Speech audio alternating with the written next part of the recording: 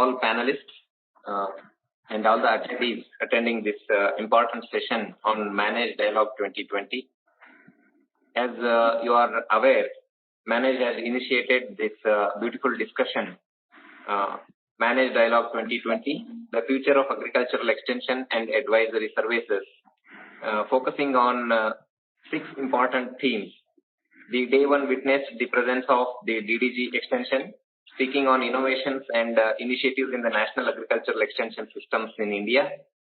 And on the same day, the sustainable community extension systems was addressed by 3 eminent speakers, Dr. Jeju Alex, Dr. Ramanjanelu, and Dr. Algason. And on day 2, the digital extension systems and the allied extension sectors were addressed. And on this morning, we had another discussion on the most relevant topic, extension approaches for climate smart agriculture. But I think the discussion and the dialogue never ends without speaking on the emerging issues of the FPOs, Agripreneurs and Agri startups. And probably this is a fitting finale to the important event of Manage Dialogue 2020. And we could not be happier than this because Dr. R. Kalpana Sastry Madam, a proven academician, a proven researcher, and a distinguished scholar in the field of agripreneurship, agri-startup, intellectual property rights, is in this important session, along with few of the noted CEOs and the founders of important FPOs and startups. Madam, we are very happy to have you, and I take this opportunity to briefly introduce Madam and other panelists to the attendees attending this important session. As many of you are aware, Dr. R. Kalpana Sastry is currently working at Professor Tata Institute of Social Sciences, Mumbai, and earlier, sorry Madam, you have left it, Madam, but so Madam is my teacher also. Madam is my teacher, and we had the privilege of being at your tutelage as part of 86th Focus Man. So our course directors, Dr. M.N. Reddy and Dr. Jagannatham Chella, unfortunately we lost both of them, but we all remember the kind of training that we give, you give at NAARAM. So, presently, I am only on deputation, that's for your only information. Dr. R. Kalpana Sastry Madam is a very noted academician, as I mentioned. Madam worked as director at ICAR NAARAM, and she is a leading expert in India, I can say proudly, on the IP and technology management.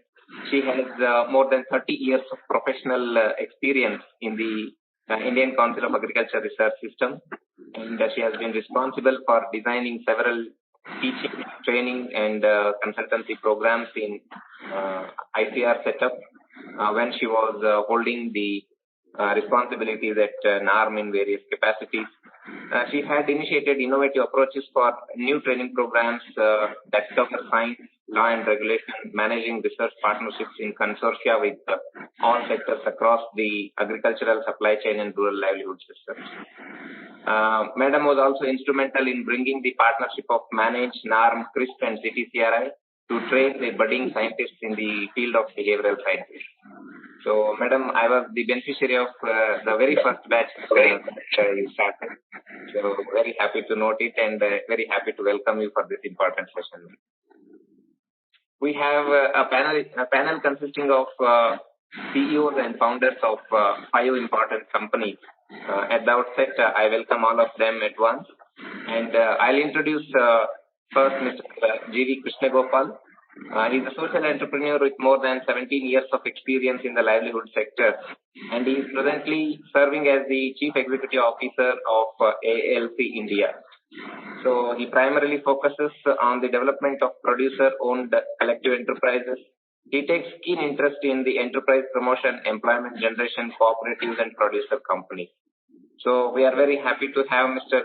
G.V. Krishna Gopal. We warmly welcome you for this important panel discussion. Thank you, sir. Mr. Rajashekar Reddy Garu, he is the founder of 24 Mantra Happy Gopi, Hita Farms, Organic Farm Shop, Pramukh Hoffman International, and he's also an organic food enthusiast. So he takes a lot of idea of what goes into your food and subsequently on your plate very naturally. So after years of research in Shrestha Natural Bioproducts, a farm to fork organic food business, it has started in 2004, and he has his vision to create sustainable livelihoods for farmers, sustainable lifestyles for consumers, and contribute to a sustainable environment. Shrestha currently does the contract farming with 45,000 farmers, covering 225,000 acres across 15 states in India. A very notable achievement. Besides congratulating, we are very happy to have you on this panel discussion, Mr. Rajashekar Reddy. Mr. Satya Dev is the founder of Agri-Business, Yuva Farmers, rural management professional with 20 years of experience in working with community-owned collective institutions. He conducted capacity building programs for various stakeholders on livelihood promotion and micro-enterprise development. Mr. Satya Dev has worked with development organizations, departments at various states and central levels, and he has coordinated several large livelihood projects. Probably he has a very rich experience, and we are very happy to have him. And he has a lot of expertise on the value chain of commodities such as red gram, soybean, groundnut, milk, and established market linkages at various levels. So we look forward for a nice discussion. And we have another panelist, Mr. M. Nagana Gouda, who is the co-founder and the technical director of Eco Enterprises.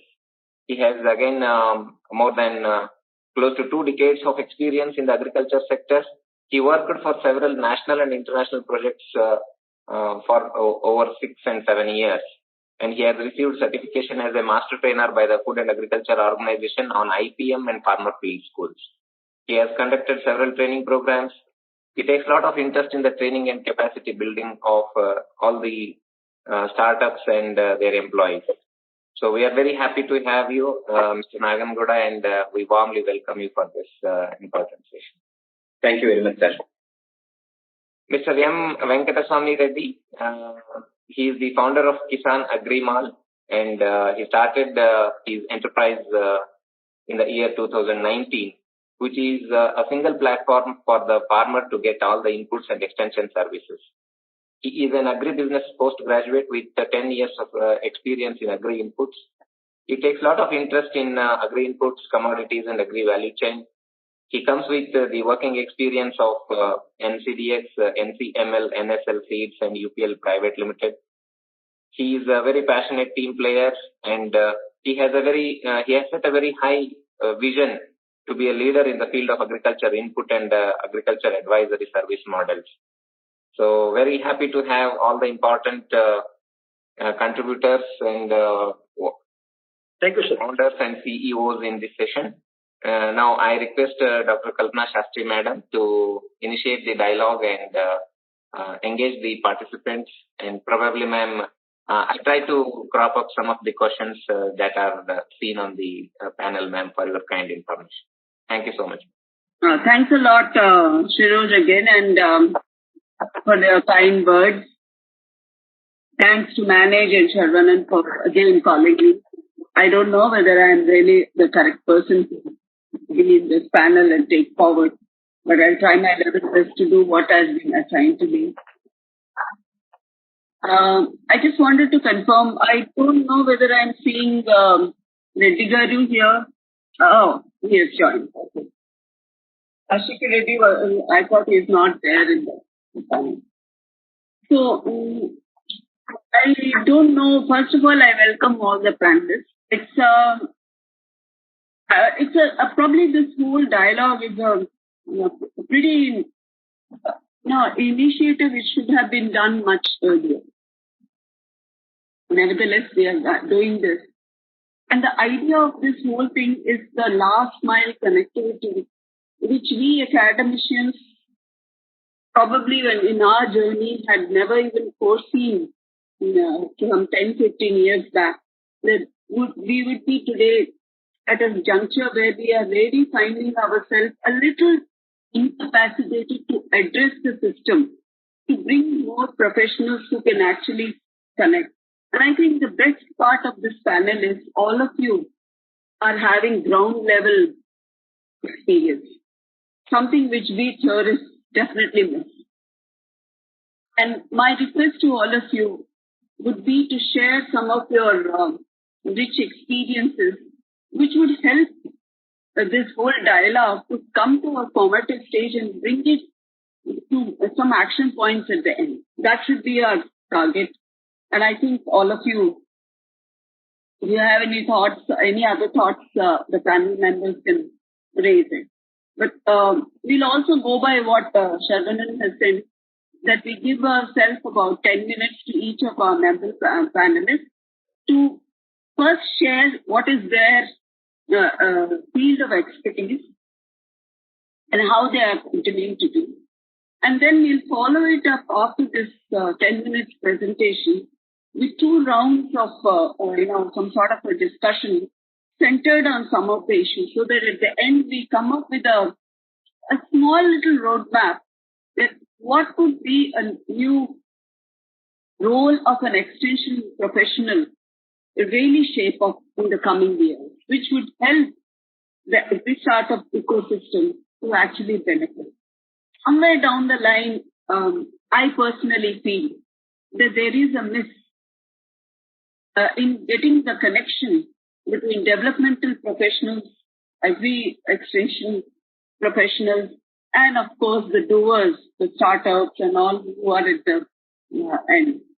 Having said this, and to set the ball rolling, I was working in NAARAM.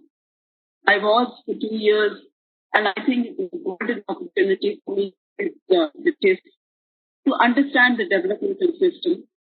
And currently, I am very recently taken over on the Vice Chancellor from PGTSU's initiative and the government of Telangana to start incubator, at the university with the prime aim to connect with FPOs and the other organizations in the state. So I think for me, it's going to be a great learning experience as I start to take on my new work at the university. So when Dr. Sharvanan called me and invited me, I thought it would be great. So if you all agree, we'll start off with our session. Please don't mind, since we have to keep time as I said, so 10 minutes, max 12 minutes, and give me the freedom to interrupt you go over the time limit, so that we give ourselves more time for discussion in the 2 rounds which we are planning. I hope that all of you agree with this. With this, can we start the new session now? With may I invite Krishna Gopal? I don't mind. I'm not very formal because I find many of you, some of you as you are my students and we have been part of it. So Krishna Gopal, can we have you start the initiation? Dr. Krishna Gopal's personally, I think it's been very rich experience. Are you there, Krishna Gopal?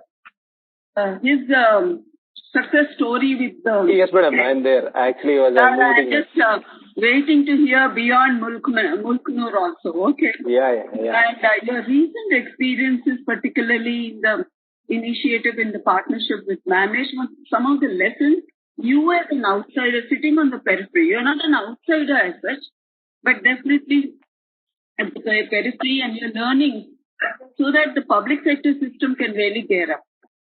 Thank you for this opportunity. I would like to thank Dr. Sarvanan Raj and from Manage, and also Dr. Kalpana Sastry for giving me this opportunity to speak here. So the role of Agri-Extension system is a very critical role, and what we are trying to understand is what is going to be the future prospects of Agri-Extension, given that entrepreneurship and agriculture field is seeing a lot of change. There are many stress factors at the ground level for the farmer and farming, and these stress factors have to be addressed. And if the incubator ecosystem, which is getting developed around it, can resolve the issues which are there at the local level, it will definitely add a substantial amount of energy to agriculture production and marketing. So therefore, agri extension services, which are going to be critical, which links the last mile services to the farmer, will become critical as we move forward. We personally believe that, one of the critical roles in agri extension is to bank on the collective community knowledge. Many of our extension efforts earlier have failed because we have not banked on the community knowledge, which is more in situ and which is more contextual. So the evolution of agroclimatic zones and agroecological zones within the, as an understanding within agriculture sciences, and solutions which are particular to agroecological and agroclimatic zones within the particular location, which the community over a period of time through exploration and experimentation have gathered, becomes critical. So when that knowledge is combined with social innovation and design thinking, an effective agri extension model can be developed is our basic theory. We believe that unless we are able to combine these three, where community's collective knowledge as well as social innovation and design thinking is not combined, there is an effective. I wouldn't say that we have extensively all the solutions. We are a 15-year-old entity. We have Satya Dev here in the panel. He is the co-founder of this organization. So jointly together, whatever we have done over a period of time, I'm here presenting that. So what is it that we have tried to reimagine? We have reimagined that few things. First thing is that the last mile delivery has to improve, and it has to happen at the farm gate level. The farm gate level delivery means that the women producers, farmers, because agriculture itself is becoming more feminized, so they need to get all these services at one doorstep and at the farm gate level. The second is that women farmers need to get directly connected to the consumers. And today technology enables us to directly link the producers to consumers. And we call this as a P2C supply chain model, where producer to consumers can be linked directly. The third is to create agro-processing parks, which will be the critical element to help women farmers aggregate greater value and therefore reach out to the consumers. And the fourth is to ensure that there is a package of services. It's not that the current way of practice where the farmer has to interact with 17 different service providers to get the services that they require, and creating a traceable supply chain solution. So we go through a very simple, systematic 6-step beehive model. That is what we call, where we build up a enterprise business case. And based on this enterprise business case, we go to the farmers, and farmers invest into a farmers producer organization. And the inputs, finance, processing, technology is organized around this farmers producer company. And finally, once they have a product, we link them to the market. So this is a 6-step process that we follow. Currently, we are present across 17 enterprises, which are all farmers enterprises. These are the clusters where they are operational: Maharashtra, Telangana, Andhra, and Odisha. So we are at this place. We are working across these 10 clusters. The aspiration is that we should reach out around 1 lakh farmers. But I must say we are just doing a baby steps, and we are somewhere around 20-30% of the solution that has to be developed. Can we go to the next slide? The next slide is 6 steps of the beehive model, where we say that while there is a substantial understanding on how do we mobilize women farmers and create an institutional architecture where governance is taken care by the women farmers, the real lack of knowledge is how do we organize sustainable production systems, which combines technological solutions like precision agriculture, micro planning at farm level, and also ensure doorstep input supply. So these are the key challenges, and we feel that we have made some headways there. We have in the past 3 years, we have supplied more than 20 crores worth of inputs to the rural farmers, spread across almost 8,000 farmers. And we are still fine-tuning the model of service. The second is, of course, finance, adequate finance. I'm still in the slide, previous slide, 7th slide. The finance. In the finance, our credit delivery, which is required to the farmer. If you look at the entire agriculture finance system, most of the finance, whether from the banking sector, is all going on for only as crop loans. And they are all short-term loans. with short-term loans, there cannot be much change that can be achieved in the agriculture finance. So what we are trying to look at is how do we create medium-term and long-term finance for the women farmers. We have been partly successful because we have mobilized around 55 crores in the last 4 or 5 years. And we have extended this entire loans to around 13,000 women spread across these clusters where we are trying to work. So timely, adequate and affordable finance which are delivered through a hyper-local credit delivery model is going to be the critical in terms of extension. The fourth we said is processing setups. We set up agro processing zones and then integrate technology. Now, we are in the process of creating an ERP solution which integrates the entire supply chain as per the processes that we have understood in the areas where we are in. So, and then we are also integrating it with an e-commerce platform which will give data analytics in terms of both consumer behavior of purchasing as well as producer usage of services. So, this is an area where we are getting, and we have created a brand called Creo, which is a P2C brand, which I am saying where producers will directly link to the consumers, and they will also earn back 75% of the consumer rupee back to the, will go back to the consumers. If you see on an average in the country today, only 18 to 40% of the consumer rupee goes back to the producer. What we are proposing is 75% will go back to the producer. So this I have actually covered already. We are looking at doorstep delivery, micro planning, all of these to be done through, and geotagging of the farmlands. All of these will happen, and then services are being rendered, and we are already rendering these bio inputs and bio fertilizers being delivered at the grassroots level. We are working on an extensive poultry model. 2 crores worth of sales have happened in Gondia district of Maharashtra as well as Nagana Gouda, where we have chosen, unlike the broiler, which is a external bird species, we have chosen Desi cross bird, and then using the Desi cross bird, we have evolved a semi-intensive backyard poultry model where 300 animals, 300 birds are, reared by the women farmers, and then they are sold to the market. So here we have just established brooding centers. We take the from a hatchery, we buy the 1 day old chicks, rear it for the 17th to 24th day, and then place it with the farmers. The farmers grow it for the next 3 to 4 months until when they get to 1 to 1.5 kg. Realization to the farmer is around 160 rupees to 200 rupees per kg because this is Desi poultry and the price is more stable. But as we go along, we are going to invest into hatchery and as well as the feed processing for this. This is for the first time that women farmers in the country are directly working on a Desi cross model, and that too at this scale, where nearly our production levels are today at around 40,000 birds per month. So the dairy business model, we have established a full-fledged 10,000 liter dairy at Maval in Pune, where the collection is done at the village level. There is input-output procurement centers in 15 villages, covering 26 villages. And the marketing services are there. Price realization has been very great, and farmers have benefited extensively because of an integrated extension model that we have created. Go to the next slide. This is in Maval and Pune. This is the second dairy, madam, apart from the Mulkunu dairy that we have done earlier. So now this has come up with 88 crores investment, and last year their turnover was 7 crores. The next slide talks about the P2C supply chain solution, which is what we are trying to work at, where the producers connect directly, and Creo is the brand, and this is the brand that the women will own. They will directly deliver to the Creo stores and the e-commerce app, and also to the omni-channel in terms of buyers, traders, and other people with whom we will be able to link once these processing centers get really evolved. So these are the products that we are selling right now, and we will add some more products. Can we go to the next slide?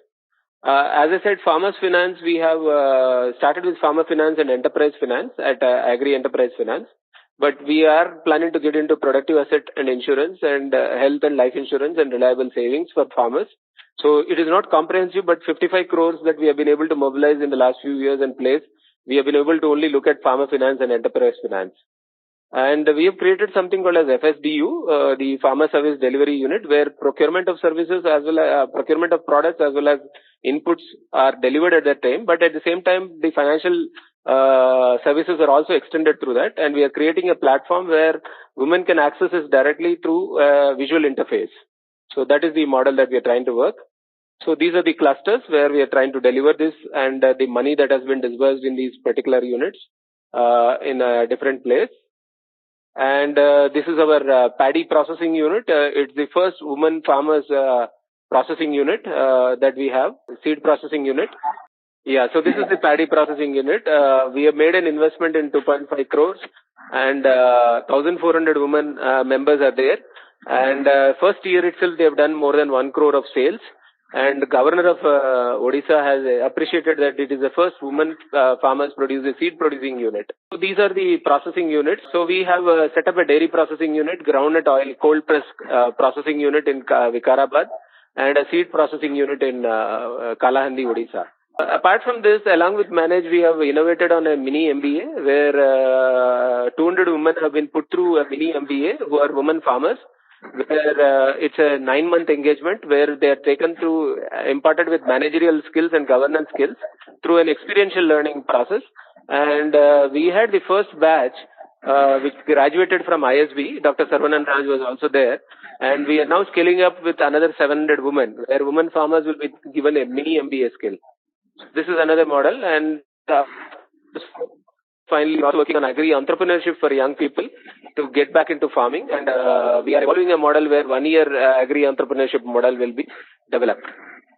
So this is what I am sorry for the technical glitches in between, and I hope I have not eaten into too much of time. So I will be happy to discuss in further if there are any doubts around this particular presentation. Okay, thanks, Krishna Gopal, because there are 4 more speakers. Yeah. But mainly, I think you have, through your efforts, brought in 2 major concepts: the actual reality of how to go about, and then I liked your last few slides on how you're trying to empower the women. I don't know why you call it mini MBA.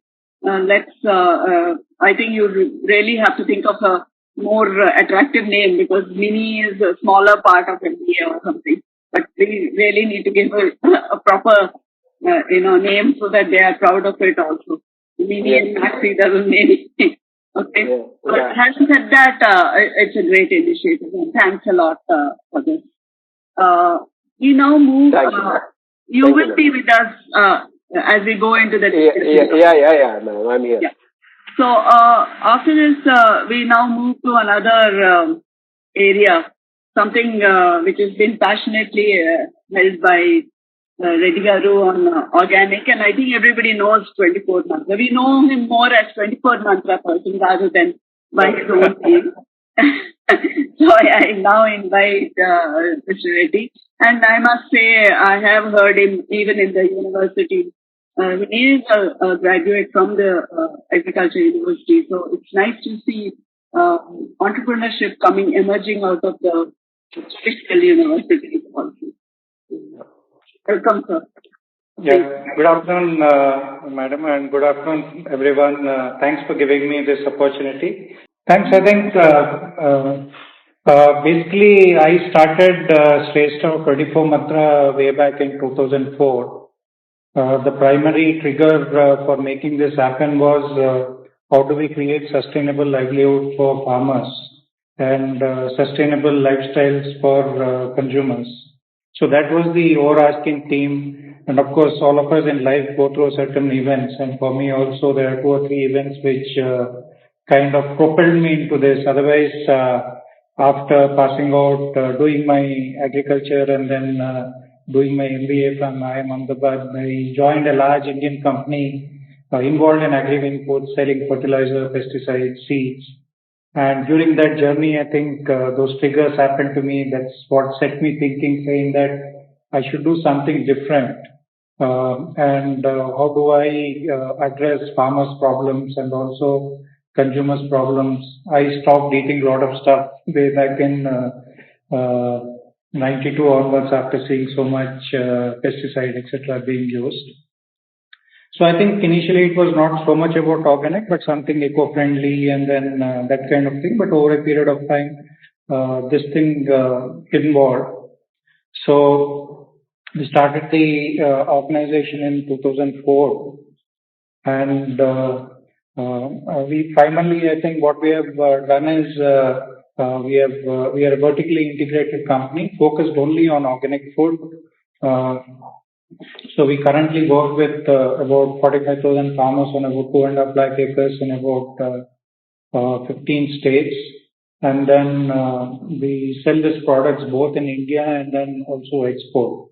So I'll come a little bit to what we have done to actually make sure that our vision gets implemented. Because I think we have started with a very clear mission of creating sustainable livelihood for farmers, sustainable lifestyles for consumers, and in the process contribute to a better earth.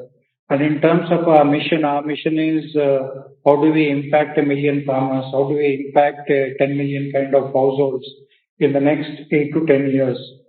So that's been the goal which has been driving us. And organic can be a potentially within in India about 50,000 crore opportunity in the next 10 years. But a lot of it depends on how we do this and make sure that not only us, but everyone in the industry play by the rules and do the right things. And the international opportunity is also large. It's like almost about $108 billion industry growing at a rate of 7 to 8%. And in countries like US, Western Europe, it's taken about 8% share of the overall food market, and it is growing. And in the rest of the world, particularly in the developing countries, in the last 5-6 years, it started picking up. So I guess the next wave of growth will happen from developing countries. And from, of course, in organic, unless the farmers really grow organic, there's nothing, there's no opportunity there. So what we find is farmers are looking at organic as an option in spite of literally almost zero support from the government, because the government supports in terms of fertilizer subsidies and subsidize pesticides, seeds, etc. But the organic farmers are not really able to get those benefits. But in spite of a negative, I would say, benefit, farmers are still adopting and then doing it. Primarily because one is they find that the cost of cultivation is very high, which draws them into debt problem and leading to suicides, etc. Second is the soil has got degraded over a period of time, and it doesn't really have that much life and is not able to support productive activity. Every year they have to use more and more inputs, because of which it becomes expensive. Third is health problems in farming families, primarily because of exposure to pesticides, fertilizers, and the resultant health issues.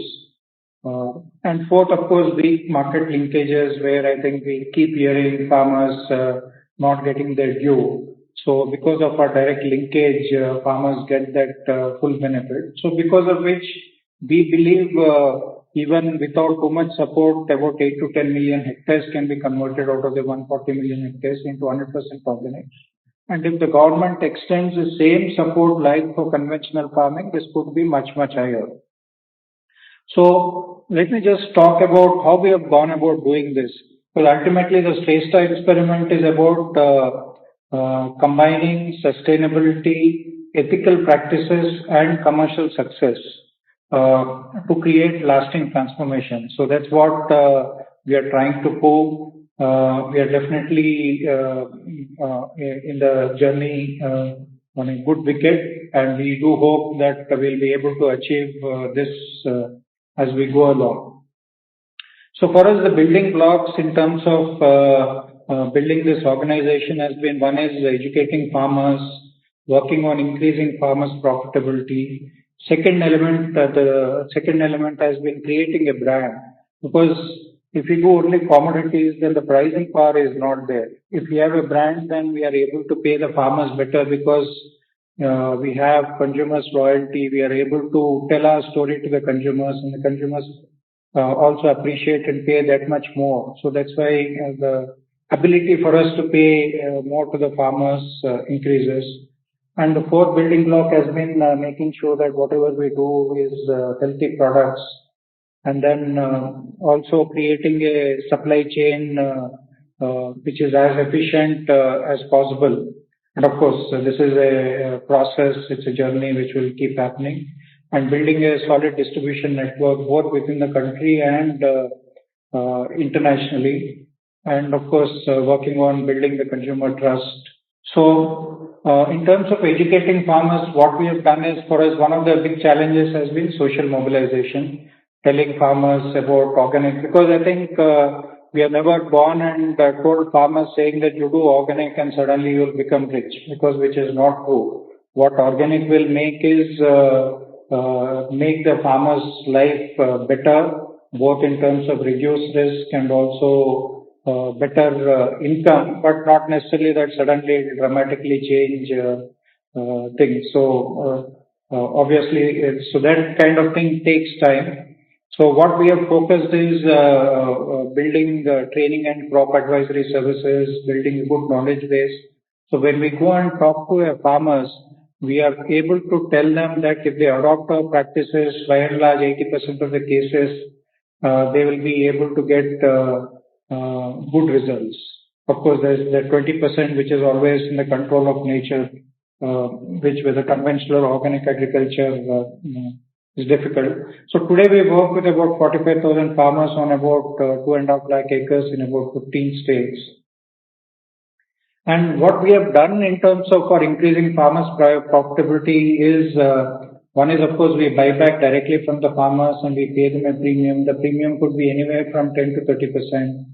And what we also do is we work on making sure that the farmers' productivity improves, the crop yields improve. So what we have done is, one is of course our training and advisory services. We have about close to 150 people in the field. For every 250, 300 farmers, we have one person.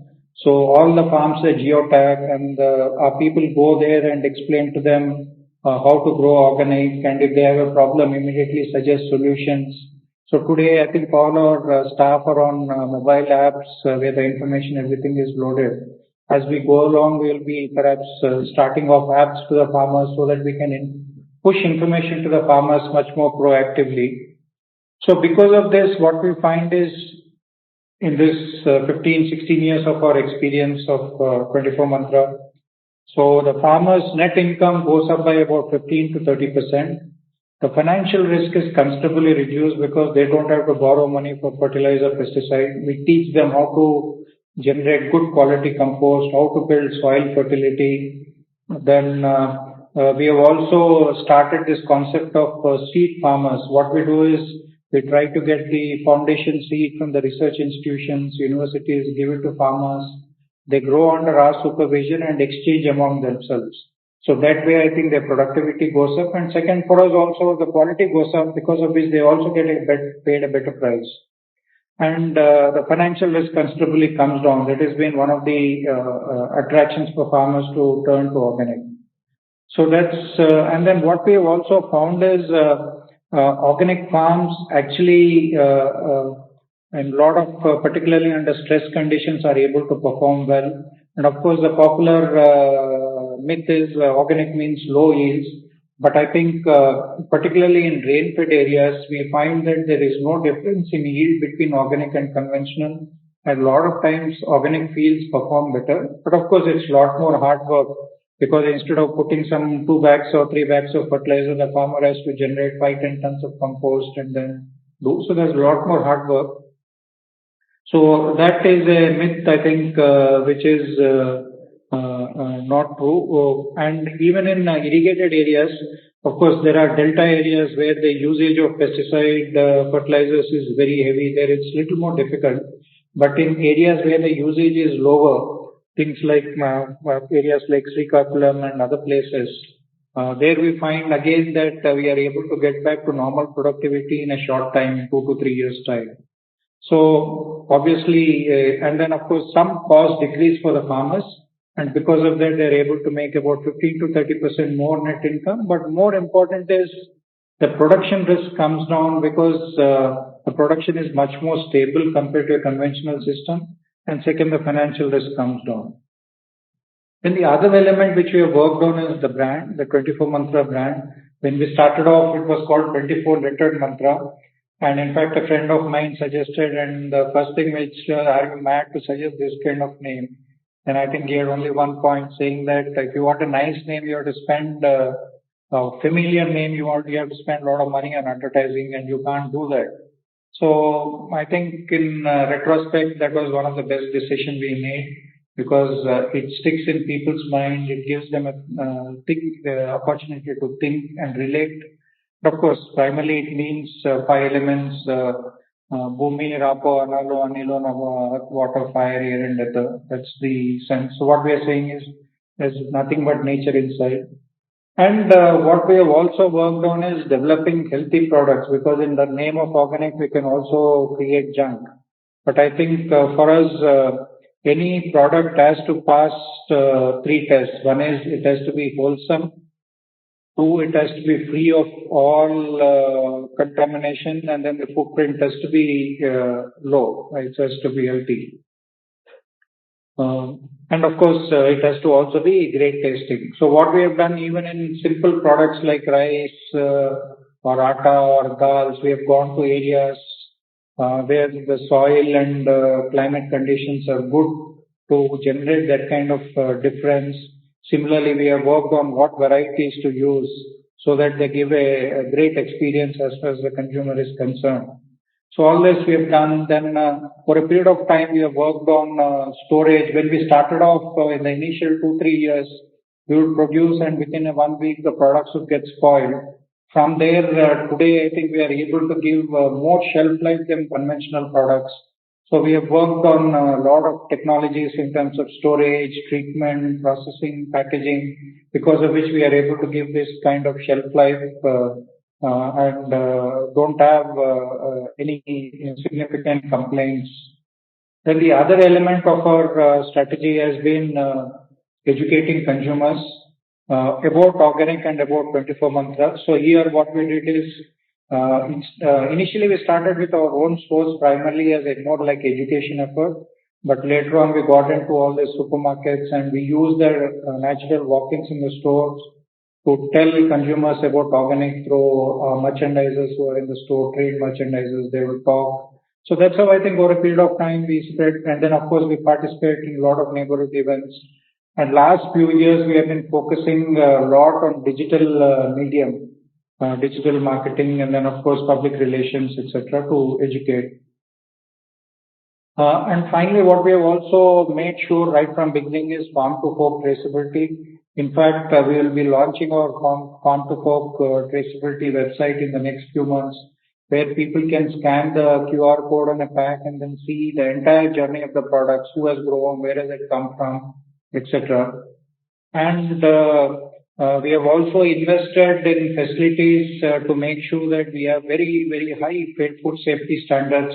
Our facilities are FDA approved, and then we also conform to some of the highest food safety standards in the world. And the other element has been no compromise, because I think these are essential things for building the consumer trust. And the other important has been the organic integrity, where we have 5-level checks. First, we form peer groups, which kind of exert social pressure. If anyone violates, we expect the group to tell. Otherwise, the whole group is penalized. Each and every farm is geotagged, and then our field, every field gets visited a few times in a month. And third is we do internal inspections to make sure that farmers are doing organic and there's no contamination from neighboring fields. Fourth is the certification agency inspecting every season. And finally, before we actually procure, once it is harvested, we go and draw samples and test for 208 pesticide residues, then lead heavy metals, and also wherever relevant microbiological parameters. So that was a key element in building consumer trust. Then getting distribution. Today, I think we are present in about 200 plus cities in India, in about 10,000 plus stores. It covers modern trade, which is your supermarkets, general trade, which is your kirana stores, and e-commerce. And apart from that, the brand is sold in about 40 countries, the largest being obviously North America. Then we are in Europe, then entire Middle East, then Southeast Asia, and Far East. Some of it because of our own effort, and a lot of it is also because of the pull factor. So today in US we started with the ethnic market. Now we are in the mainstream stores. So that journey continues. And I think what we have been also trying to do over a period of time is reducing the supply chain miles by decentralizing a lot of our production and also decentralizing the distribution network. So obviously there's a long way to go on this, but that's something we are very conscious and working on it. And finally, I think the most key thing is people and of course money. So in terms of people, what we have done is over a period of time, we have been very careful in terms of selecting the right kind of people who are driven by the mission and value of the organization. So that's something which has helped us. So it's been taken time and a lot of effort, but it is something that ultimately the people are the custodians of our mission, vision, and values, and that's what we try to keep emphasizing. And of course, money is very important because I think we have always been very clear that we want to don't go down the grant road. We want to build an organization which is sustainable, which generates enough profits and which can be plowed back into growing the organization and creating more and more impact, whether it is with farmers or consumers or the environment. And finally, in building this, we are perhaps the first company in India to start organic in a significant way. So other big thing has been driving policy and regulation, whether it's with the central government, state governments, with ICAR institutions, with agri universities. So that it played a very important role. And educating retailers, educating other influencers, whether it is nutritionists, food bloggers, doctors. So this has been a huge effort in the 16 years to build the entire ecosystem, create awareness for the entire thing. So this is how I think we have gone about in our short journey of 16 years. We do hope that we'll continue to grow the business and create more impact for farmers and to consumers. So ultimately, building a true organic business means it's about optimizing system profitability and also value for all the stakeholders. Yeah.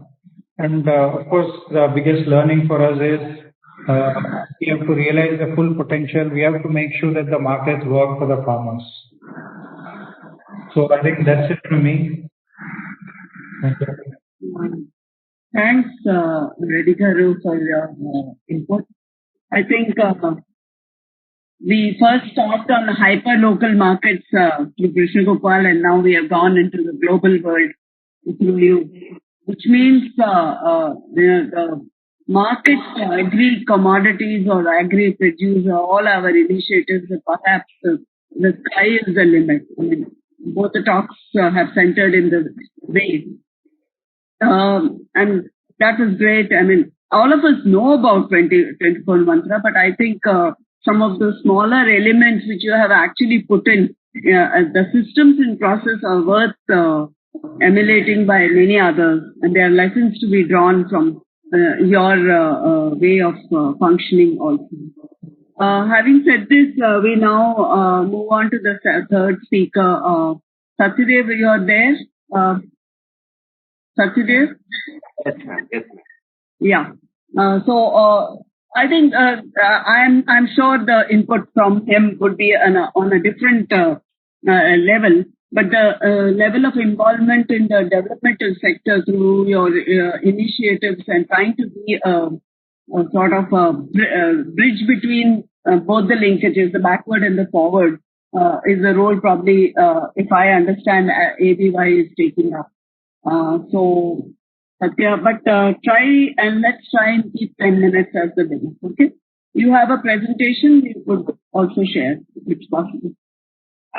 No, I'll just speak, ma'am, because the 10 minutes, I think I'll not go for presentation. Okay, fine. Yeah. Okay. Good afternoon, everyone. I'm Satya Dev from Farmers. So the major objective is to have this better market linkages for the organic and natural farmers, the most objective.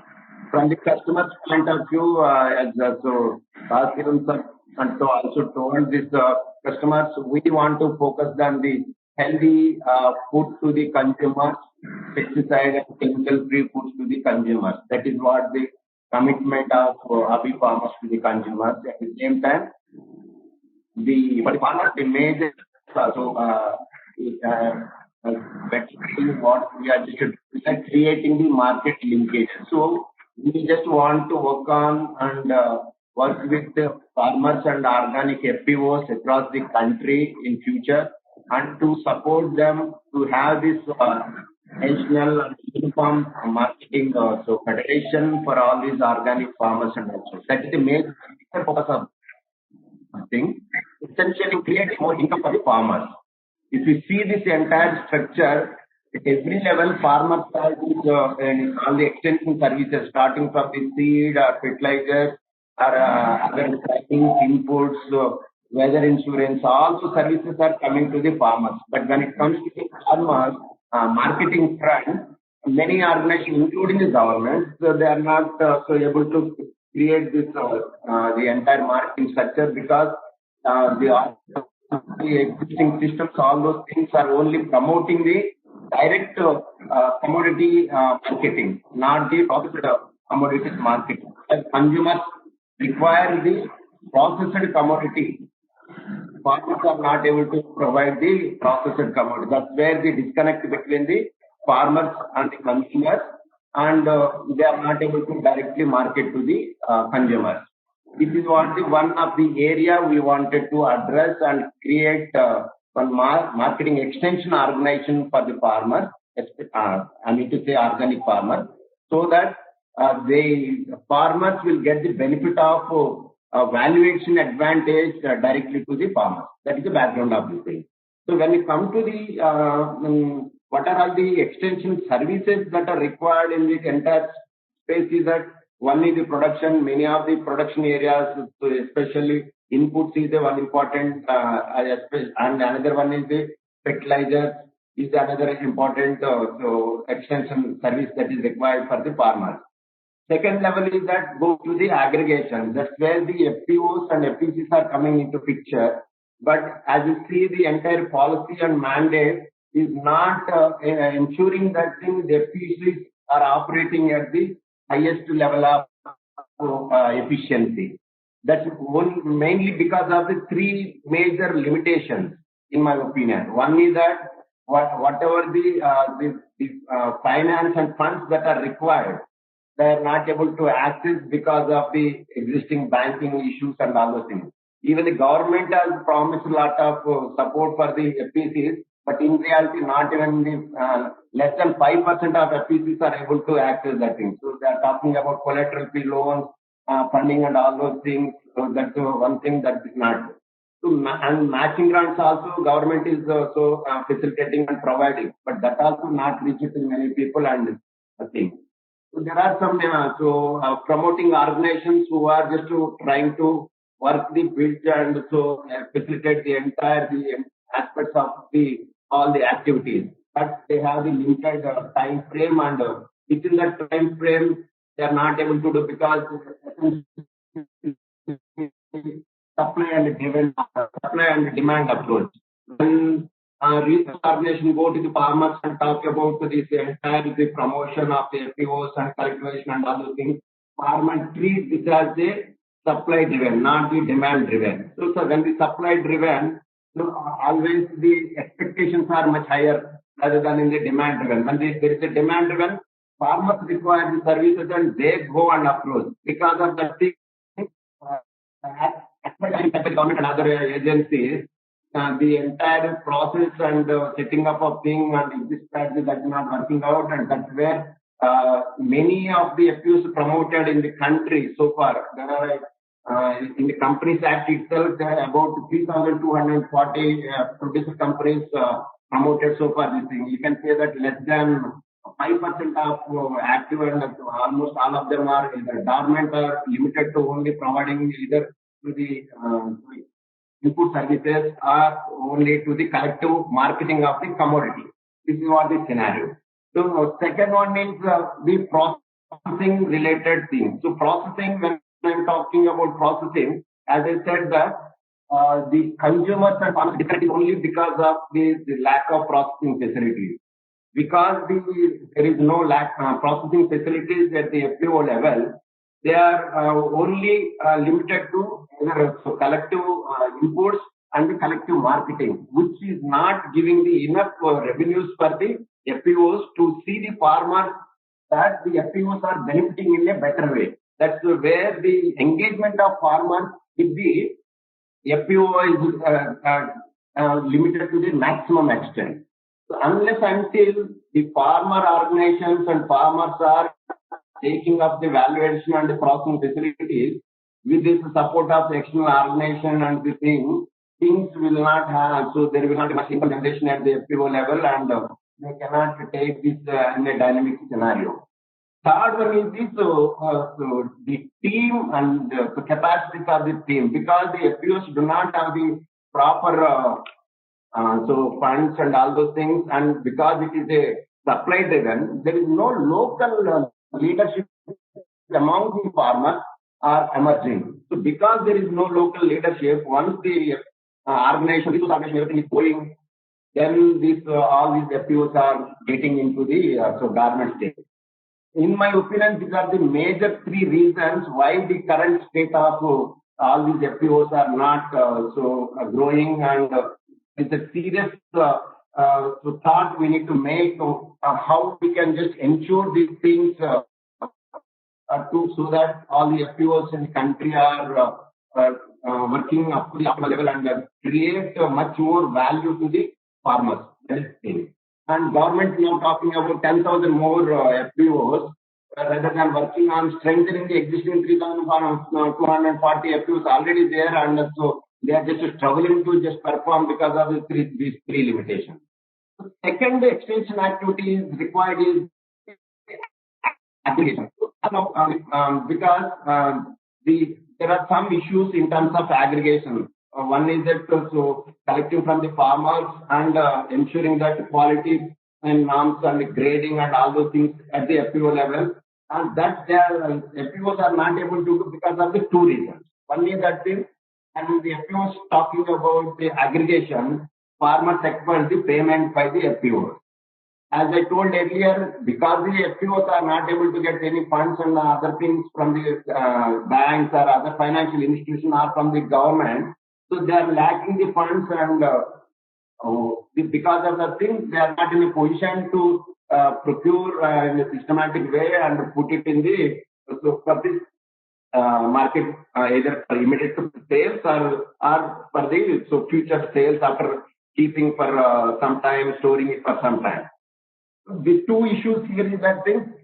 What we are just looking at this. One, government or any other organization so facilitate the banks to have this warehouse receipt financing. That's as one of the services. Unless until this is done, and the organizations who are working on that, if they can have the tripartite agreement with the banks and the FPOs, they can just work on this thing and see that thing, entire their stock comes to the warehouse, and warehouse receipt financing is facilitated to the bank so that FPCs can have these funds, and so immediately they can pay the FPO farmers, and once that stock is there with them, and they can, as per the appropriate time, they can just have this so tie up with the organizations who are looking for the commodities and just do it. Third one is related to the processing. As I told that the current issue of this lack of connectivity between the consumers and farmers is because of whatever consumers want, their farmers are not able to supply because they are supplying only raw farm. Raw farm is not required by the consumer. That is where one, for the purpose of the benefit of the farmers and the income, higher income for the farmers, the processing is required, and from the consumer connect point of view also it is required. So whatever that the local market is there and all those things, they have to work and they can implement and market and process it the year round, and which will create the energy and synergy for entire FPCs for operations and income. So this is the third thing. So in terms of the storage and all those things, there is a clear requirement. Either FPOs can just work on the existing model, and there are so many organizations who are providing the leasing of warehouses. Our government also providing this warehouses across the mandal level, also district level. This is what needs to be tied up for this thing as extension services. Unless until this is, they cannot store it. Even they have money also, they cannot store it. That is the major problem. And as I told, the processing is what so need to be taken up.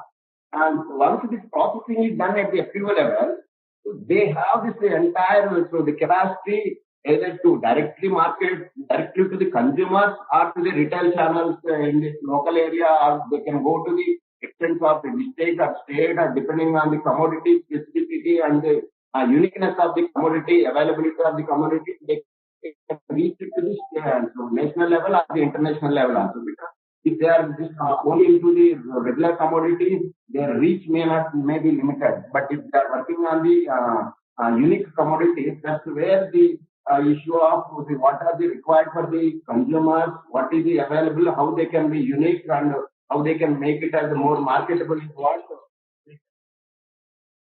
they can just work on that. So, and so market linkage, what ABI is doing is that thing, we are just following the two-step process when we are working with the FPOs. So initially, we are working with the locations where farmers are producing the organically or the naturally. That's where we have just identified some locations and states where and these rain-fed areas and forest areas, naturally people are just going for the organic produce. That is one area. Second is already existing organic organizations and FPOs are existing. So with them also we are working, and the process we are adopting is that thing.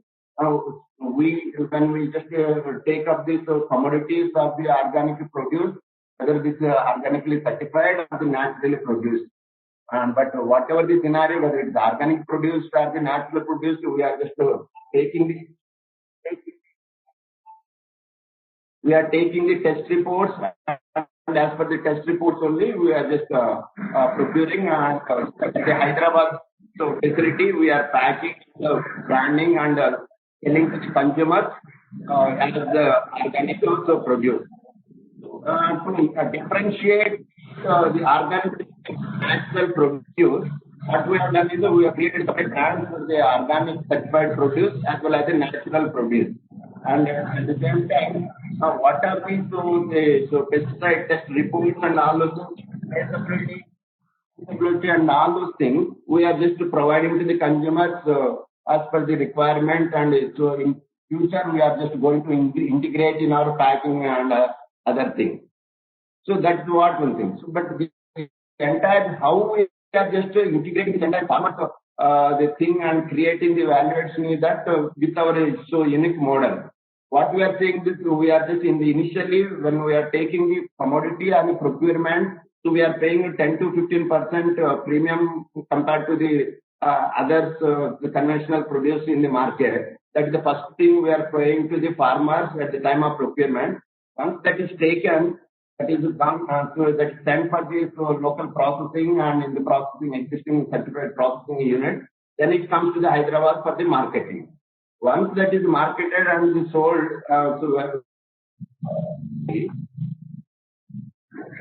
so profitability. That to change the profit to the farmer. So what we have created the unique design is that our profit is shared between the farmers and our investors and our team members who are working in the organization. So the proportion of the profit is that 50% will go to the farmers, 33% goes to the investors who invested in the company, 17% go to the staff as a performance incentive to the staff. That's how we have divided. And so the FPOs also have the flexibility to have to become the partner in the organization. So any organization who are also giving the procurement to us, either processed item or the raw commodity, they have and becoming the partner in the organization, they are going to get 83% of the total profit of the organization will be going to them. So that is the stage one operation. In the stage two, how we want to just work on the extension is that thing. as I told you that the farmers are not going to get the best benefit mainly through the collective marketing of their raw produce. They need to have their own warehouse facilities for the the storage purpose and for marketing purpose the processing facilities. So in the second stage, what we are doing is that we have identified all these. Currently, we are working in about some 7 states and 15 farmer producer organizations covering about some 15,000 farmers. Out of them, so we are reaching only as of now our capacity to utilize the entire procurement is only 20%. So in the next few 2-3 years, we will be exhausting to the 30,000 farmers and the procurement. That's how we are just planning.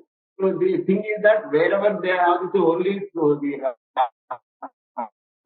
raw material sourcing, either we want to just facilitate the warehousing facilities, connecting them with the warehouse facilities in terms of production inputs and fertilizers. Also, we are just linking them to the existing organic inputs and all those things. The major pain points of the farmers we identified is that thing. So the farmers are in the initial 1-2 years, the commodities, the productivity is getting dropped because of they are shifting to the organic things. That's where we have identified one organization where they are providing organic inputs and all those things without dropping any productivity from the first year onwards. And the expenses they are incurring is anywhere between 2,000 to 3,000 less than the conventional farming also. So that's where we are able to just convince the farmer to just gradually shift from the conventional farming to the organic farming. Wherever they possible, we are just also promoting in these the existing places. The second thing I told you is that Satya, we need to. Satya, sorry to interrupt, but just look at the time and can we? 2 minutes. Yeah. 2 minutes. Yeah. Right. So second one is that the warehouse facility, creating the warehouse facility, and the third one is that processing facility, creating the processing facility so that they will be having the local marketing facility and all those things. Whatever this surplus that is there that they want to share with Agri farmers, so we are taking and as I told you, it's the year-end, so again the profit will be shared back. That's how we are taking their marketing extension organization is what. So we are just trying to build that marketing thing. So that's what the Agri farmers as Agri farmers creating this bridge of this market linkages as extension service. Thank you, ma'am. Thanks a lot, Satya. As I said, I view ABY as an important element in bridging the gaps which are there in the system, and your role, how you are trying to take forward in that. I have some couple of questions, but we will take those questions at the end after we complete. Let's now hear from Gouda Garu, and I'm sure with his 17 years experience and more as a professional at the global level as a trainer, I was little wondering how he has taken that experience into making a venture and trying to reach. Of course, if I understand again his rich background on working. And now he is focusing on low residue or no residue products. Gouda Garu, so do you have a presentation? Yes, madam, I have a presentation. I'll quickly run through. Thank you so much. Yeah. So good afternoon to all eminent panelists.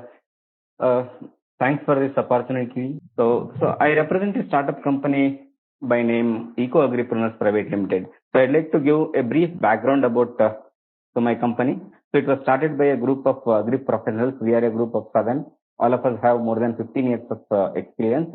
Our core activities are 3. One is agriculture consultancy for the promotion of ecological agriculture. Second thing is hybrid seed production, and the third thing is agri input marketing. Right now we are directly working with 5,000 farmers, and indirect reach is about 20,000. We are producing hybrid seeds seeds for different companies through contract farming. We have about 2,000 acres in seed production. So we are also into crop consultancy. This can also be called as agri extension service. We are covering wide variety of crops, fruit crops, vegetables, plantations, commercial and field crops. So I'm also a part of German government supported project called GIZ. I'm supporting the team in Maharashtra and Karnataka and improving the yields of potato. So I'm fortunate to say that I'm associated with Manage through our innovative program called EcoRice program, wherein we are producing and marketing residue-free rice. Sir, next please. So simple reasons why I chose consultancy. So I'm always impressed by what Mahatma Gandhi had said. So be the change you wish to see in the world. That has inspired me in my life to become an agri consultant. So, and apart from that, I'm from a farming family and I really wanted to contribute something very significant to the farming community. So as mentioned in my introduction, I'm a master trainer on IPM Farmer Field School trained by FPO. So I'm also aware about global gap standards. So I wanted to do something on residue-free food production. And I feel there is a serious dearth of professionals in the agriculture sector. Farmers are wrongly advised. So their incomes, their yield levels are low, income is low. So lot of issues, especially with the residues in the food. So it is not only affecting farmers and also the consumers. So apart from consumers, farmers, and we are also polluting our ecosystem. So here I would like to highlight one important point. So now we are all talking about Swachh Bharat. Along with Swachh Bharat, the need of the hour is Swasth Bharat. So we have to focus more on healthy food. Sir, next. So this is what we have done in the past 4 years since our inception. During 2017, we started with Zero Farmers Base. So along with consultancy service, during my consultancy service, I observed one very important thing. Usually farmers are misled by dealers. So we suggest something, dealers give something. So we included our, we thought of starting our own agri input business in the same year. So first year we had about 68 lakh rupees worth input business. So slowly, earlier I was covering only pomegranate, papaya and potato. In the second year, we included more crops and more farmers were added. The business improved. Right now, we are working with 5,000 farmers covering almost all crops in the adjoining 5 districts of Karnataka, central part of Karnataka. So the expected total business from the retail agri input business is around 7 crores. As a group company, we are crossing 25 crores in the current financial year. Sir, next please. So these are all key roles of an agricultural extension worker. So one thing is technical information, providing technical information. Second thing is proper diagnosis of the field and crop. So most important thing is making proper recommendations, which are cost effective, which are low risky to the farmer ecosystem. So they should also, and after that, a consultant or agri extension worker should assist farmers in implementing recommendations. Many times farmers will have doubts on dosages, mixing, and there will be a sudden change in the climate. So follow-up is very much required, and need-based corrective actions should also be included in the extension service. So we have to document field outcomes to disseminate those good results for the benefit of many farmers. Sir, next. So these are all main activities. One is field visits. Next, please. Next, please. So we do train our farmers. So both on-farm and off-farm training activities we do for farmers, other stakeholders, including government departments, NGO workers. So next. So we do conduct field days and sharing events for farmers and other stakeholders. The importance here is given to share the field outcomes so that good results will be adopted by many farmers. So next, so we have collaborated with the line departments, Department of Agriculture, Department of Horticulture, Krishi Vijnana Kendra, and also agricultural research stations for both trainings and field days. So I am also participating in several seminars so that I can share my experience and also gather a lot of inputs from the other eminent persons. So some of the results I would like to share. Definitely there is a yield improvement in all the crops that we are working. I have mentioned few crops here, watermelon. So 32 tons yield was obtained by a farmer. So in case of pomegranate, 12 tons. Papaya, a farmer could get 75 kgs per plant, whereas the average yield is 40 kgs in conventional method. So there is a quality improvement. We could produce export quality pomegranates, papaya, watermelon, muskmelon, and rice. So there is a serious reduction in the cost. So I would like to quote one example on cotton hybrid seed production. We are working with about 500 farmers covering 800 acres, especially on hybrid seed production, cotton. So each farmer spends usually 5,000 rupees only towards pesticides. We could able to reduce this cost to less than 2,000 rupees. So that means many times farmers are applying unnecessary pesticides. So here in our cotton hybrid seed production plot, we could find 5 beehives. That itself indicates plot was highly safe.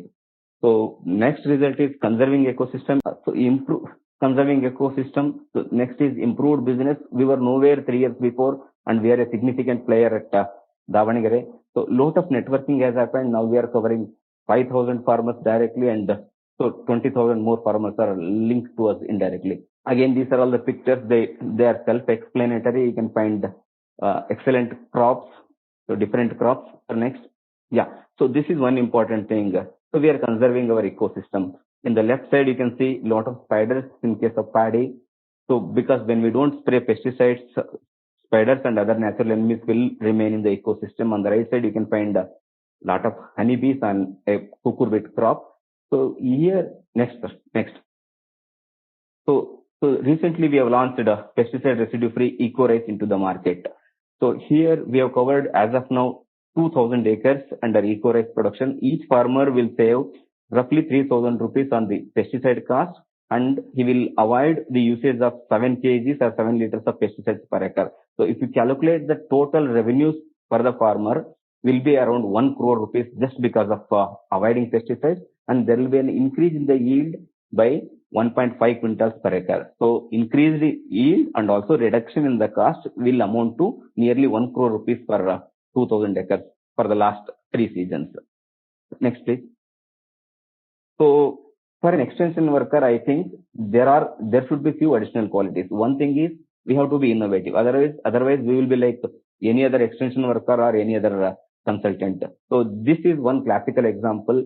Most of the crops are starved with micronutrients. What I did in this case was like we drenched micronutrient along with potassium humus and one root-inducing biostimulant. The crop was luxurious, the root growth was excellent, and it started branching early. So by looking at one farmer, so he was growing chili on 5 acres. So 220 acres farmers joined for this technology, and then they become our regular farmers. This is one example. I have many such examples. The next, please. So proper diagnosis. So many a times what is not there in the books can be found in the field. So this is a classical example. In case of Aracanut, thrips is a major thrips. It is not at all mentioned in the books, but we found it on the field. So proper diagnosis is a must so that we can give proper solutions to the farmers. So third thing is we have to conduct some trials at field level. So it can also be called as product testing, because every year companies are bringing with new products. Old products are also there in the market. So to become an efficient extension worker, we have to try with new products so that we can suggest the right product to the farmer. So other things are common. Next. So I'll be, so these are all media coverages about our activities, especially on residue-free food production. So next.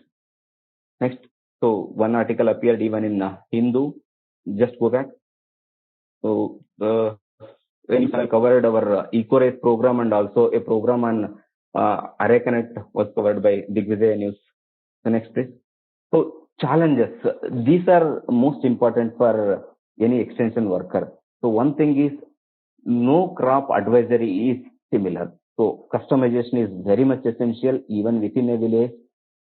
The requirements for the same crop are different. For example, it all depends on the location. For example, if the crop is adjacent to a crop which is having pest or disease, it is more prone to the disease or pest. So the advisory service will be different. So customization of crop advisory is a challenging task. It cannot be like a fixed one. So, and results will also not be uniform in all the fields. It is because of environment and management practices. So for any extension worker, the most challenging task is roaming in the fields. So at least we have to cover 100 acres per day. So sometimes I roam 350 to 400 kilometers. So it is a tough job. So in case of inputs, so if you go to remote areas, quality inputs availability is a big issue in the entire country. So there getting good results by our service will be a question mark. And also farmers are highly influenced by others like local dealers and company representatives. Sometimes, so our suggestions will not be adopted by the farmers, and if something goes wrong, farmers will be pinpointing, that's what you had said, but that is not the case in many villages. So one more thing is, if you want to become a true consultant, you need to take money from the farmers. So money in the sense it is a service charge. So sometimes farmers are hesitant to pay service charges. So you'll be receiving phone calls almost like 24/7 from the farmers. So there is one more challenge. After 1 or 2 seasons, farmers tend to stop your services because they feel that they had gained experience. So next. So I request young professionals and those who would like to pursue agricultural extension or consultancy as your future profession. One thing is, so you have to keep in your mind, serving farmer is the most noble profession in the world. So if you wish to do something for the farming community, please accept it. This is the most challenging job and this is the most satisfying job probably you can get on this earth. So second thing is, consultancy alone is not sufficient. You have to include enterprise activity along with consultancy. It could be input business or it could be linking the output to the external markets so that it becomes social enterprise. So you will also make some money out of it. Third thing is, most important thing is, so technically one has to be highly competent. So be it pest management, disease management, nutrient management, then only we can serve farmers in all the crops. So next thing is knowledge about the changes that are taking place in the market, especially with respect to products. So we have to get complete updation on the products and also changing science regularly. This is also a highly analytical job. While making any decision on crop management, we need to consider crop weather, crop pest, crop disease interactions. So let me tell you one example. When there is say dry weather, so a particular disease will not appear. Even if there is a disease on the crop, we need not go for any spray. So these are all the analytical skills one has to acquire to become a professional. And I'm sure that future, so every commercial farmer needs the service of agricultural extension worker or consultant. So there will be a demand coming up in the coming days. So next. So my vision for agricultural extension, I have divided it in 3 subtopics. One is research. So what I have found in our country is, so regular studies on product performance is not happening. So let me tell you the example of one particular pest. Say, for example, aphid. So there are 10 products available in the market. Which one either the farmer should use or the consultant should recommend? So there is no study on the comparative performance of different products available in the world. If you go to Europe, for example, they are working on late blight of potato. So if you visit Euroblate website, they have late blight disease and they have evaluated all the available fungicides and they have rated this is the best, this is the second best, so that farmer or extension worker can choose the best product. That is not happening in India. Second thing is, so the digital information available, unfortunately, even in some of the universities, I don't want to name any of the universities, available is outdated. So their data even right now includes banned chemicals which are not supposed to be used now. So there has to be a regular updation of digital information. So the next thing is about the department. Nowadays, what I found is agricultural department or horticulture department, any other allied sector department, their main job is not on promoting technologies or agricultural extension. So they are busy with either input sales or machinery sales or so achieving financial targets.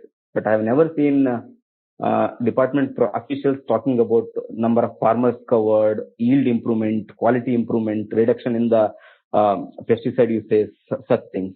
So departments should only focus on agricultural extension activities. So professionals should work like a professional. So other things can be done by any non-professional person. So then technical competency of extension workers, especially those who are working probably in the department, they are not updated. So it is urgently required, so that, because whenever I have seen many prescriptions, so usually it will have only 2 products which are outdated, which are not being used by the farmers. So technical competency has to be improved at department level. So next thing is, there has to be a role for private extension workers. So it has to come under a legal framework, so this can be like a medical profession. People can perceive it as a highly professional activity. So there should be regular interaction of agriculture consultants, companies, research stations, and departments on what is happening at ground level. I also feel like this is an emerging sector for private people like us. So support is required, so that we can cover more area, so we can employ more people, and so help farmers in getting the desired results. Next, that's it from my side, and I am willing to take up any more questions from you. Thank you. Thanks, Gouda Garu. I think you're spoken straight from your heart. I can see the passion and the concern you also have faced when you were highlighting the challenges. Can I ask you one thing? Are you by chance, by training and extension professional, or this is an acquired skill during your experience? I mean, by degree. By degree, I am an agronomist, madam. That's okay. Very interesting, and I'm very happy because you are actually talking more like an extension professional. I think point to be noted by most of the managed team also. And I like some of your traits which are talking, because extension has always been the forte of public sector. So, some of the problems which are raised probably are some of the emerging deficiencies emerging at the ground level. We'll note and we'll take it forward after the last presentation. Thank you, ma'am. Thanks a lot again. Can I call Venkataswami Reddy? So I think we've had a mix of lot of platforms, right from ABY's bridging, and then coming into starting with, of course, Krishna Gopal's initiative to reach the women farmers, particularly with the global level picture presented by 24 Mantra, and now harsh realities at the ground level while pursuing extension as a profession. And so, Venkataswami, what are you trying to tell? From the background you have presented, you are probably looking at being a sort of a service provider, agro advisory services. I think the quotation is Good evening to panel and panelists and other manage representatives, Dr. Saravanan sir and Madam Kalpana ji. Myself, Venkataswami Reddy. I am representing Kisan Agri Private Limited. It's a baby company, just 2 years, precisely we can say 19 months old company. We started this startup based out of Kurnool, Andhra Pradesh. So before going into the company details and the more extension related work, I want to just brief myself, my background and my work experience from where I came from. I did my graduation and post-graduation MBA Agri-Business Management from GB Pant Agriculture University, where from there I joined with a corporate firm called NCML. I had a different diversified experience in corporate world for a duration of 10 years. Seeds, fertilizers, and then commodity procurement and buyback, warehousing, then core agri input pesticides businesses. My last assignment was with UPL, where I worked as a zonal manager there, and from there I left my job and started this startup journey. So while reinitiating the experience of my corporate world, I have seen the ground reality of the extension and ground reality of the farming community.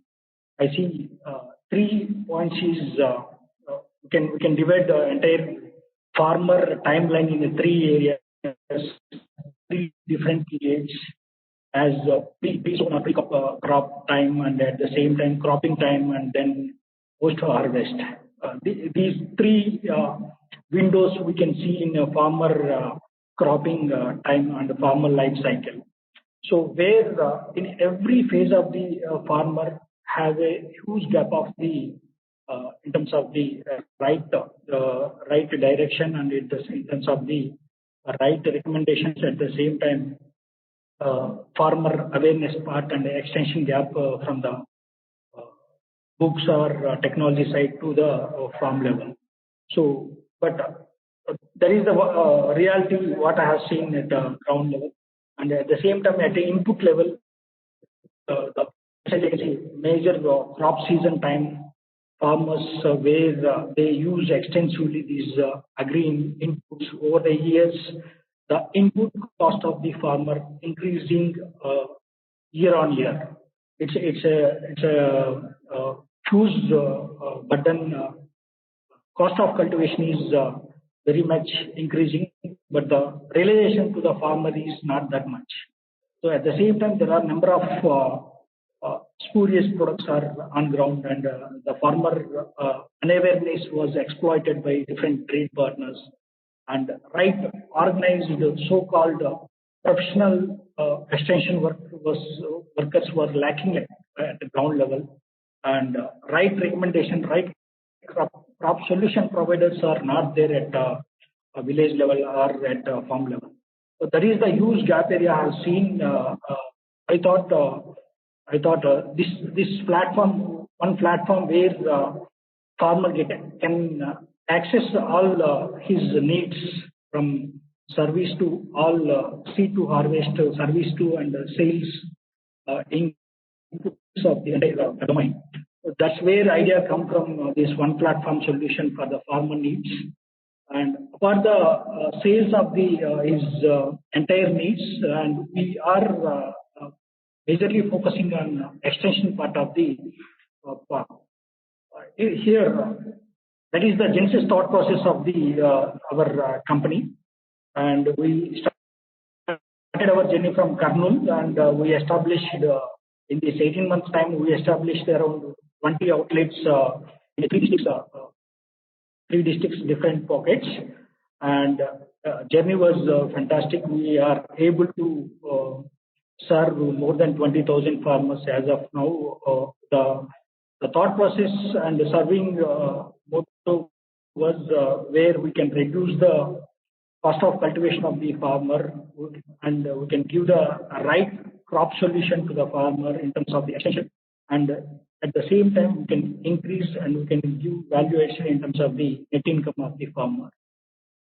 If you go through the entire operational model of our company, we are operating the hub and spoke of the retail outlets, where in each district there will be 2 to 3 hub locations where we can maintain our supply chain and inventory part for the supply of the multiple segments to the farmer needs at a nearby place, and we do the supply chain on the base of this model, hub and spoke model, and we have a manpower of the 4 members for each retail outlet, where one accountant will take care of the entire inventory management and accounting process of the outlet, and the rest of the 3 people are exclusively for extension service at farm level, where they can focus on right advisory services to the farmers in terms of the in the direction of the cost of cultivation reduction. At the same time, they can get better access of the right products, not the spurious products in the market. So I have seen the trade scenario in the agri input sector. The trade scenario right now in the agri input sector is there is a huge problem of this right solution recommendation. At the same time, the way The counterpart of our industry is, if you see medical, this pharmaceutical industry, where the techno people are giving advisory services, and the same they are giving the recommendations to the over the counter. But here in our agri domain, that is a lacking area. Anybody without any knowledge, people are operating at retail outlets. They are giving the recommendations without knowing the right solution to the right problem. So there is a big area of concern in terms of the farmer solution recommendation, cost of cultivation reduction. But unfortunately, in India, we are not working in the direction where year on year we are along the labor, we are increasing our cost of cultivation.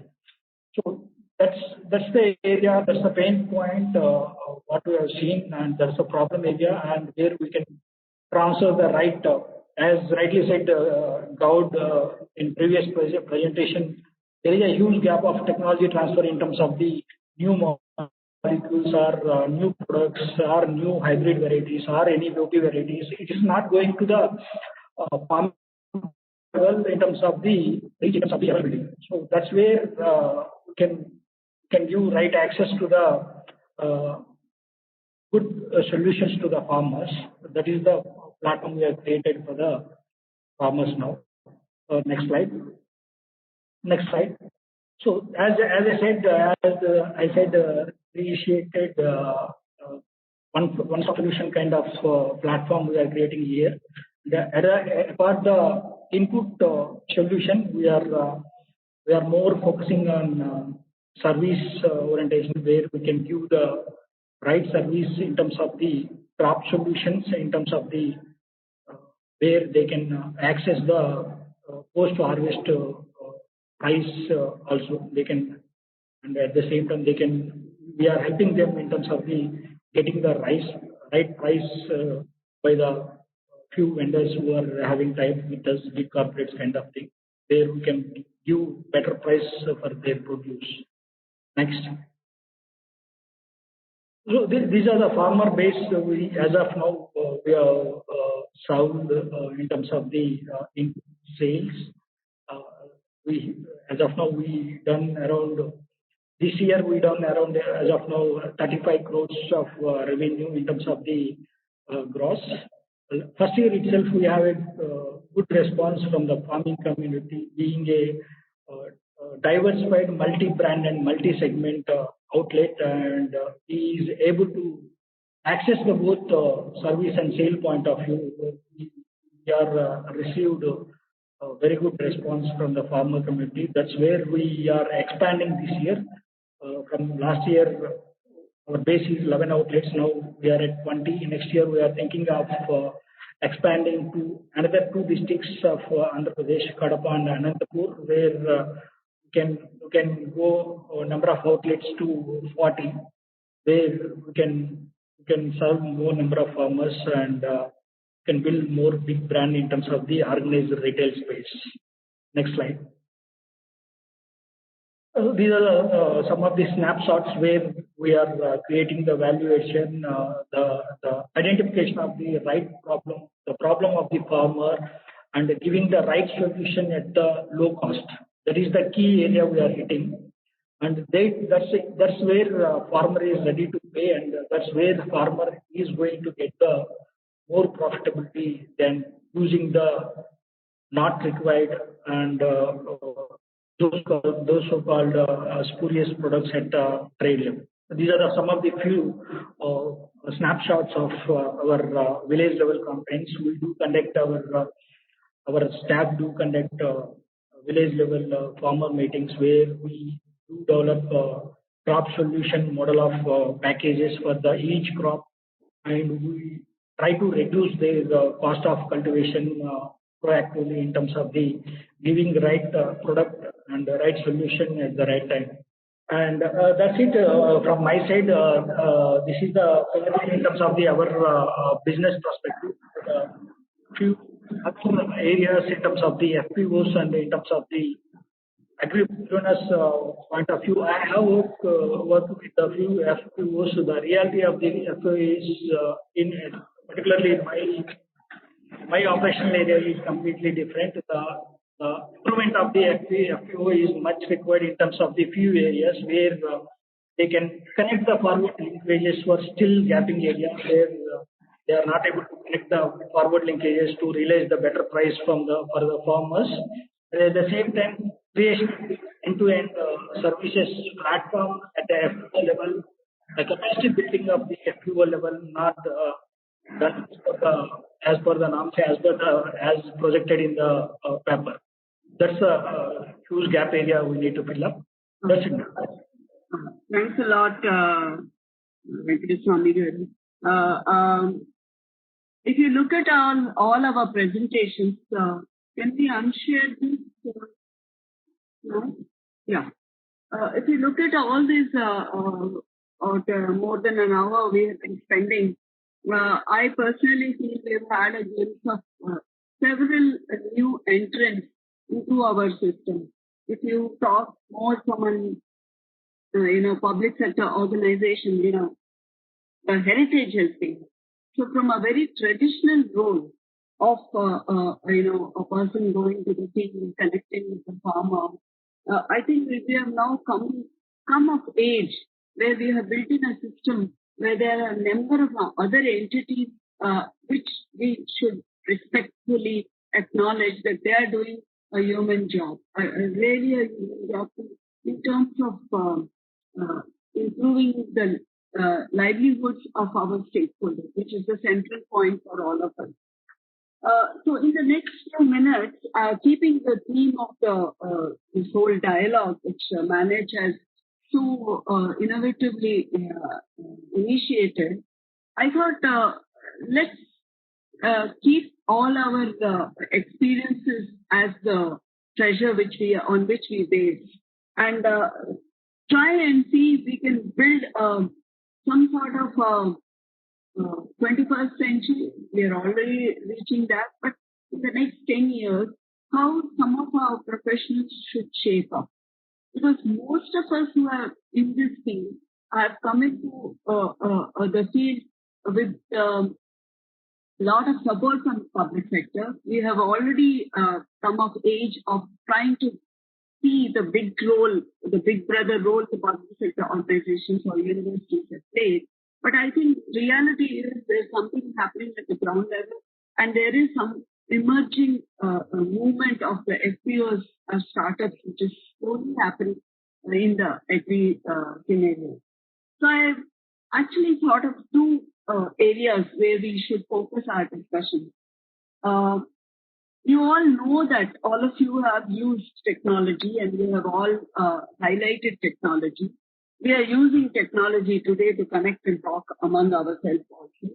But in the agri startup scenario, you have, in my personal view, you have technology-enabled startups, which are actually mostly run by people who are coming from a non-agri background, but have the strength of technology, which they want to actually look at some of and plug the gaps which we see in our value system, value chain.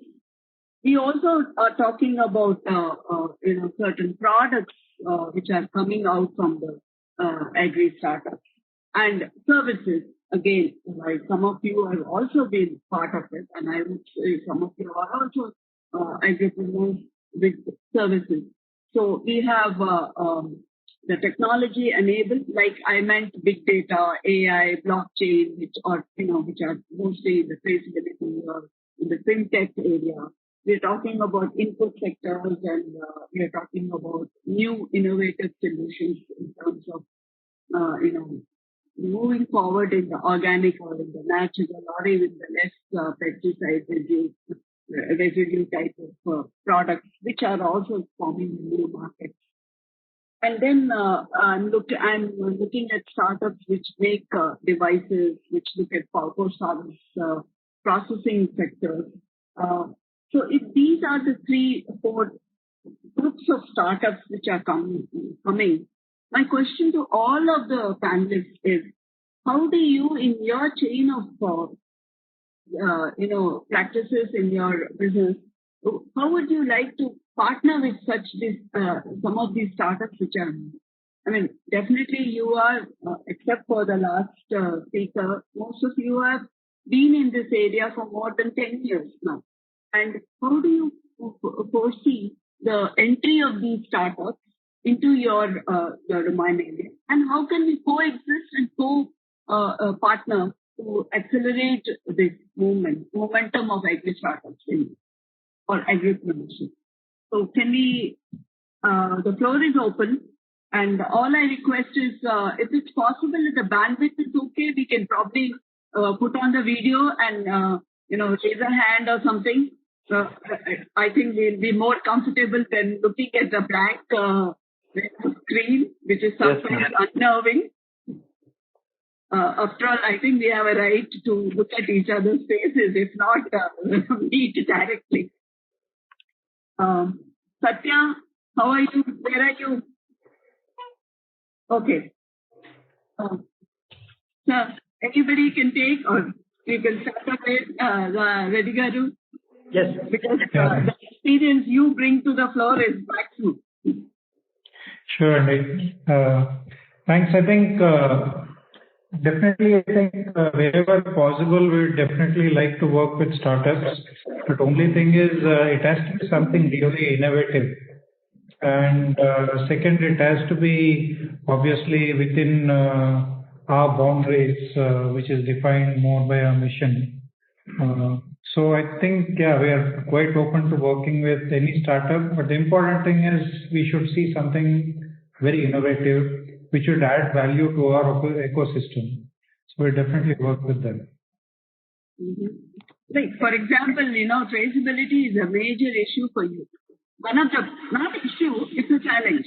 That's right. So, you have several startups who are actually, coming with a lot of new solutions using high-end technology like blockchain and, all these big data analytics itself.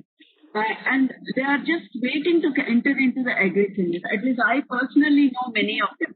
I'll tell what are our pain points, madam. Yeah, because I think from traceability solutions, I get almost like every month at least one or two people approaching. So I guess it was relevant, but there are a lot of solutions available. So it's no more, even if, let's say, the students work on something or people start, they may not feel much traction because there are a lot of already solutions.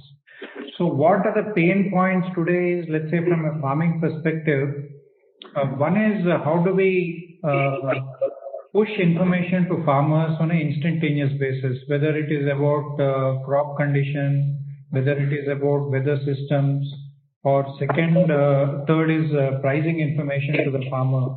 So this is something, if we can empower farmers, if we can make that much more. See, for us today, for every 250 farmers, we have one of our staff on the one field staff, supervisor who works with them. So obviously, as we go along, this is not something viable if we have to keep on expanding just because of the area. So what works is how can we automate some of these tasks so that these staff can cover more number of farmers, but at the same time make sure that the integrity happens and the procurement gets much more smoother. So that is one pain point which we have. Second is for us, I think it's more about like a lot of times I think crops are bred with just yield in mind. But in organic, what matters is the pest disease resistance, and second, the quality of the grain or the quality of the produce, because that's very important for us. So again, if someone is working on that, either on a breeding thing or in identifying these kind of things, that makes sense. Then third is for us, obviously, pest and disease management, fertility management is another issue. Now, what we need is technologies which kind of work at the farmer level, where by and large the farmers can do it on their own. Because our philosophy is to ensure that farmers avoid bought-out things, or it's very bare minimal when it is absolutely necessary. So these are the things, and then of course marketing, digital marketing is a big thing. But I guess there are a lot of solutions already available, or a lot of people working on that, which is hyper competitive. But on the farming front, these are the things. Or the other thing is technology to improve shelf life, storage particularly. So today I think we have certain techniques to preserve or ensure that there is no infestation. But are there better ways to do this? This also we have developed on our own over a lot of trial and error last 10-15 years. But I'm sure there's innovation possible in those areas. So these are the areas where we have pain points, and if someone is able to come out with solutions, we'll be happy to collaborate. No, that's interesting. I think that's why I raised this is we should all now realize that being in this area now, the support for some of the younger startups which are coming, yes, and co-partnering is becoming a much more important. That's true. Not even talking about co-incubation, I'm talking about co-partnering with startups. In fact, I see particularly in the sustainability space, a lot of innovation. In fact, I think the students can go also check out. I'm also a judge on the MIT Solve Sustainability Challenge. So I was evaluating a lot of very interesting proposals. May not be not necessarily all of them high tech, but actually solving certain problems. Like Africa, the other day, last challenge, we had one startup which was primarily producing insect protein. So they were multiplying some of this insect species, converting it to protein, and then they were using in animal feeds, etc. Similarly, I think today vegan is a big trend. So there was a startup from Singapore, I think, which was working on using a groundnut-related plant in Africa, and they were producing vegan drinks from that. So a lot of those innovations are happening, and I think we need to think beyond that. It's not necessarily just the agri part, but also can we have some innovative food applications for whatever produce we are doing. I think to add to your thing, today we should not think agri as such. It's agri. Agri food system should be the new thing. Krishna Gopal, especially from the women point of view, and how do you think in your model a startup can be, partner with you, or what is the space given to this initiatives or young entrepreneurs coming in? In several ways, I think we have partnered with a startup in Gurgaon, which was helping us set up the app where we reach out consumers directly. And similarly, we have been in touch with Source Trace as well as Cropin, both of them, and we have been trying to use their models in our own this one. So there's a lot of collaborations possible, and in fact, recently we had an agri startup where a young graduate, engineering graduate, agri engineering graduate, came up with how local innovations can be converted into solutions or agricultural instruments for the farmers solving some of their local problems, especially around irrigation. So we are also taking his help in our clusters. So I think a lot of things are possible everywhere. It's definitely not going to happen by a single person or by a single entity. So we are partnering in many ways. We are also collaborating with many market players, helping our brand, the Creo brand, which we have created for the women farmers to, scale up its own outreach. So, and similarly at the input end also we are partnering with a new age bio input producers so as to help the farmers get new products.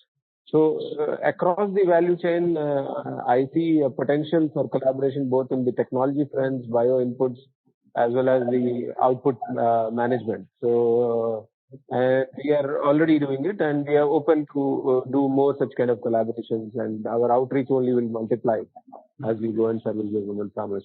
For example, right here in our own panel, I think Mr. Venkataswami as a player who can be co-partner with many of you, because he is already offering his way of business is that And I like it. Agri-Mal means we have all malls, but Agri-Mal is something quite unique. So, anybody else? Definitely, madam. Definitely. I think I'm already in touch with Venkataswami right now. We are on the chat with him. Dr. Garu, because what you talked was more on building the efficiencies of individuals. But I was looking as a startup in the eco-service, in the services which you are providing. How do you think new partnerships between startups, between other key stakeholders also? Madam, definitely there is a huge scope to partner with other startups. Just to tell you one example, just to tell you about one example on paddy. See, paddy crop does not require pesticides. Probably my friend Venkataswami Reddy Garu will find because we have proved it. We have proved it with thousands of acres. So we can crop visit our fields. We can exchange our ideas either through visits or webinars. So nothing can happen. So and the second thing is one way to cover more people is we can train their field staff. So through our experiences, we can also get trained through their experiences. That is quite possible. So this is about cross-learning. And I have one submission to you and manage, madam. See, most of the health-related issues are due to the use of extremely toxic and highly toxic pesticides in agriculture. So everywhere they are banned, but in India they are still in use. See, for a country like India, organic food is the best, but can we make it available to the large communities? Still, it is a big question mark. So to make our food safe, so I think there should be an immediate ban on the extremely toxic pesticides like Nuvan, so monocrotophos. See, I'm really pained to say that the Department of Agriculture in Karnataka is still supplying monocrotophos, which is not supposed to be used on field crops, but farmers prepare. So when you get it from the government agency, he is free to use it in any of the crops available. So this can be avoided. Thanks. Anything else? Any other panelists you want to add? I don't find Satya on the thing. I think Satya Dev is missing. Venkataswamy, anything to add? Satya Dev is there, ma'am. Satya Dev, can you unmute and I can talk? Satya Dev. Yeah. He missed the question also. Yes, ma'am.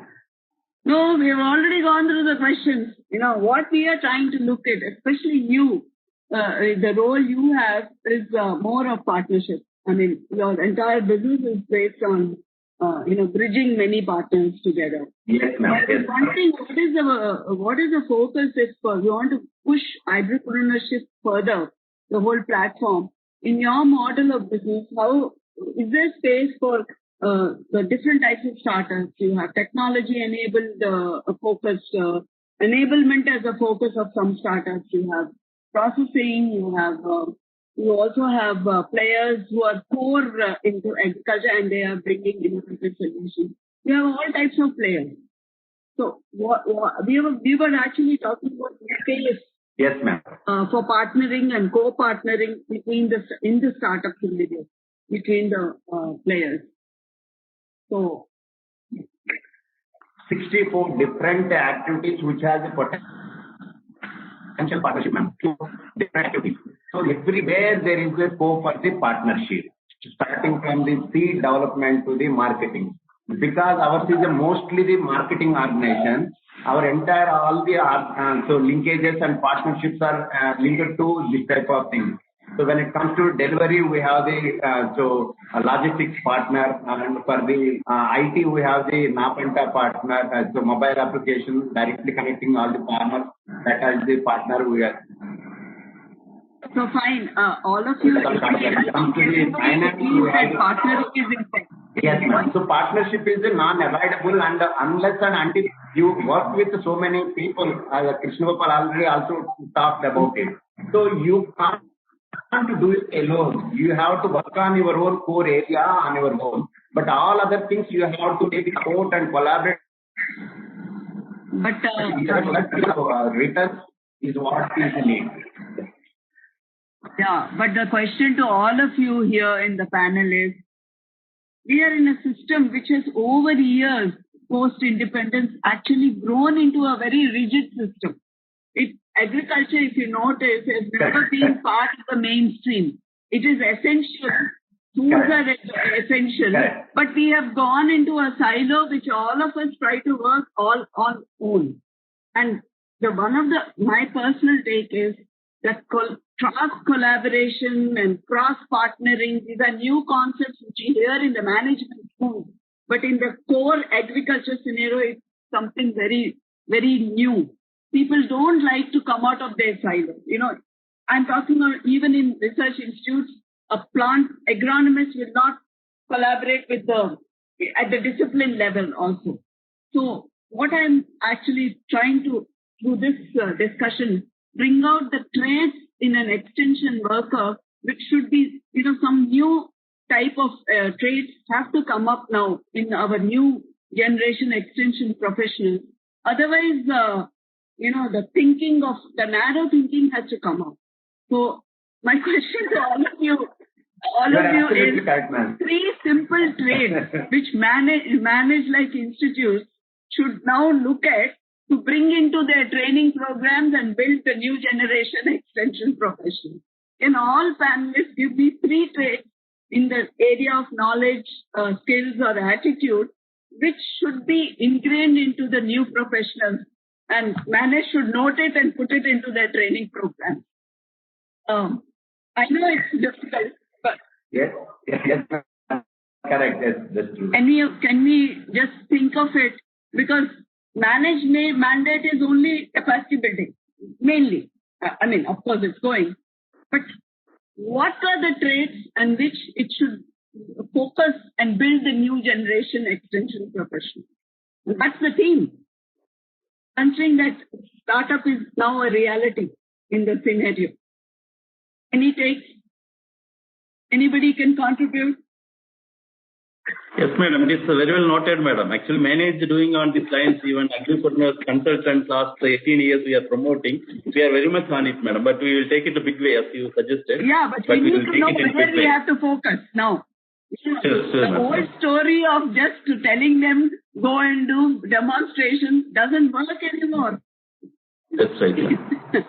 So, bring down at the end of this session some focus areas where we can reshape our initiatives from the public sector so that we give it to the startup scenario and the private sector. People like Gouda ji, what he is doing, I like this private extension scenario. But what is it we are looking at? That's the whole theme. I need some answers now from the panelists because I know your experience is much, much, much more than all of us. Yes, I think Venkataswami, you have to unmute. You have to unmute yourself. Yeah, as ma'am rightly said, the new generation extension workers, extension people are need of the hour. If you see the scenario of the Indian agriculture, it's a very less land holding farming community lying at the village grassroots level. Huge need is there where people can drive the community farming in terms of the where they can approach more integrated farming practices through this new generation extension workers. Only these kind of tribe people can drive the community farming more profitable. That's the need of our where we can compete with the rest of the globe. We can feel like our India land, the farming land. But we are lacking in terms of our per acre yield and at the same time the per acre net take home for the farm. That's where we need to fill the huge gap and manage definitely trying forward for those kind of initiatives to take these new rights extension workers.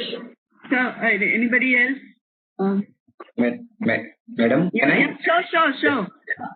See, extension education tools are the ways to convey technical things to the farmers, right? So, manage is doing it and many other institutes are doing it. So, my request is whenever we are conducting technical training, we have to focus on the management issues, especially pest and disease management issues. When we are suggesting some product against a particular pest or disease, we have to include its toxicological studies. How many days before it can be sprayed? What is the safe harvest period? It is nowhere there in Indian literature. So that is the required thing. For example, see, nowadays in case of paddy, tricyclozole residue is the major problem. So if there is a high level of tricyclozole, it is a carcinogen. So everywhere it is banned. So in India, farmers are applying tricyclozole even just 7 days before harvest. So nobody till now has educated the farmers. So my sincere request is, let us more focus on reducing the toxic residues in food. Thank you. Anything else from your experience? Madam, I have one question. Yeah. Madam, I have one suggestion, ma'am. Yeah. Okay. So if we make FPO or FPC as the main focal point for the extension services, and government or managed type of organization is focusing on integrating all the services we have been talking about with the FPOs, automatically the integration and collaboration of all these things will happen. Your take it. Yeah. Okay, not it. I think you're speaking with your practical experience. You were Reddy Garu, you were Yes. Yeah. Yes. Hello. Yeah, I can hear you. Because your experience is extremely valuable, because I have a lot of pain points as a person watching the whole scenario. I'm concerned about the next generation. Ma'am, could you repeat your question, madam? Sorry. Okay. I was just looking, what are the main traits where, institutions like management, which are really looking at developing capacities and competencies for the next generation extension. What should be the focus, considering the scenario has completely changed in agriculture? I think definitely on the academic side, obviously Manage and other institutions are doing a great job. The issue is more with, I would say, attitude. I think today everyone wants to sit in an air-conditioned office or do reports, more like desk work. But unfortunately, I think people, particularly with agriculture background, there's a dire need of these people to be in the field. And I think that's the huge struggle we are having. And a lot of times, because most of the agriculture graduates or even Agri-MBAs, they want to go and do more like commodity desk kind of thing or in marketing. So that's been a huge struggle.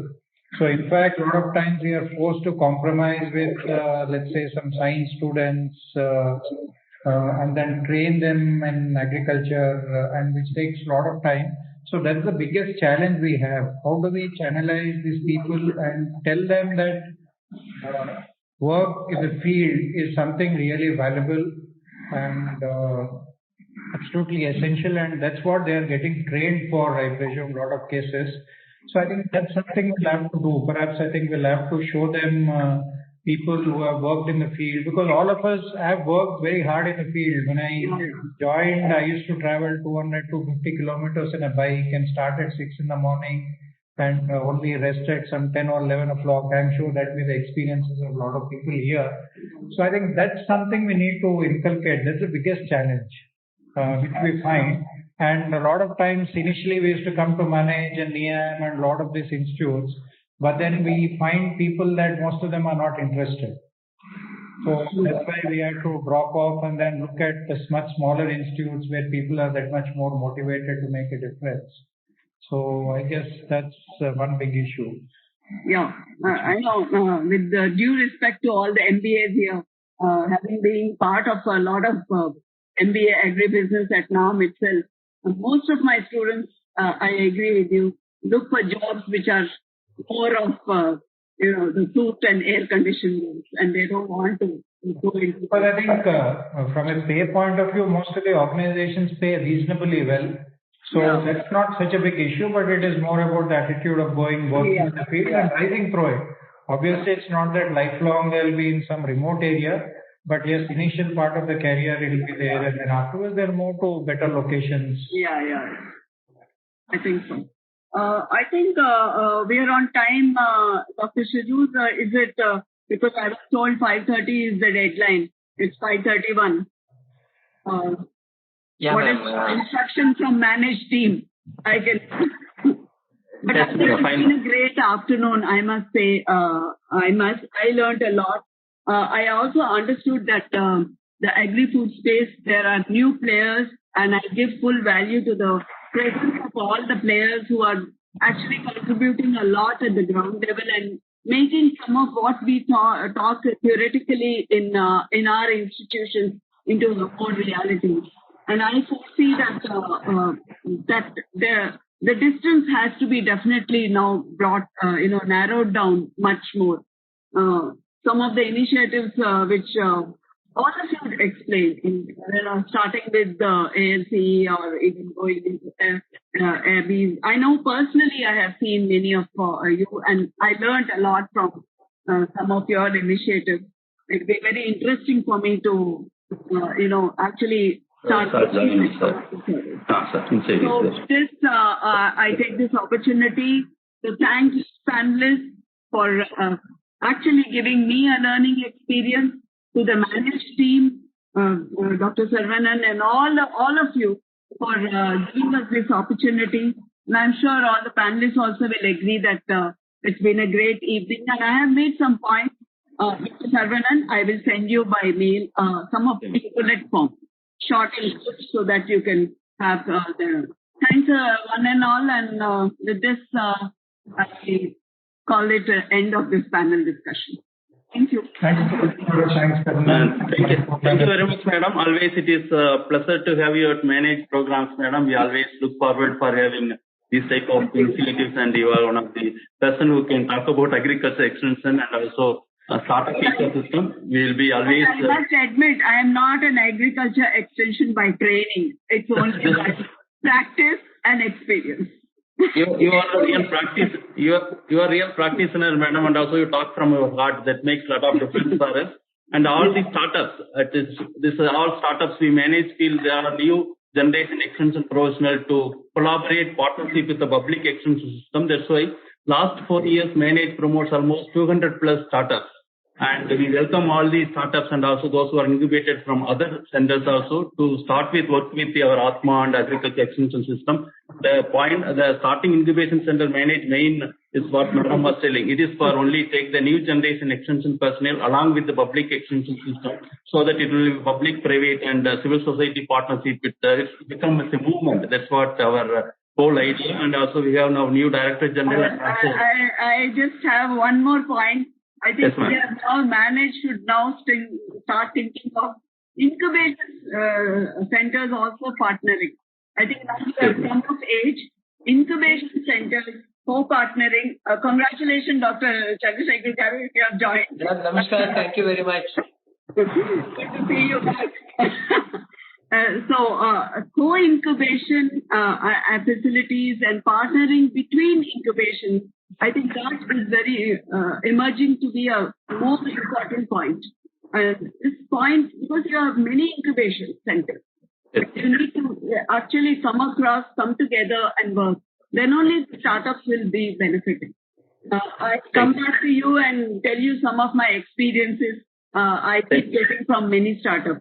Thank you, madam. You can also join with us. Our additional secretary is with us, and he is already joined here, and also DG is there. You can join with us, madam. All the panel member also will invite to part of this well-ready program. Very short and small well-ready program. Please join with us. Yes, Mr. Dr. Magandis, you can go ahead. Yeah. Namaskar, sir. Lekhi, sir. Welcome to the program, sir. Thank you, Dr. Rajashekar. Thank you very much, and congratulations on joining us. Thank you very much, sir. Sir, with your permission, we will start valedictory, sir. Please. Okay. Please. Good evening, respected sir and madam. we just had a very beautiful discussion and deliberation on the agriculture extension by FPOs, Agripreneurs and startups. I thank Dr. Kalpana Sastry Madam for having moderated the whole discussion.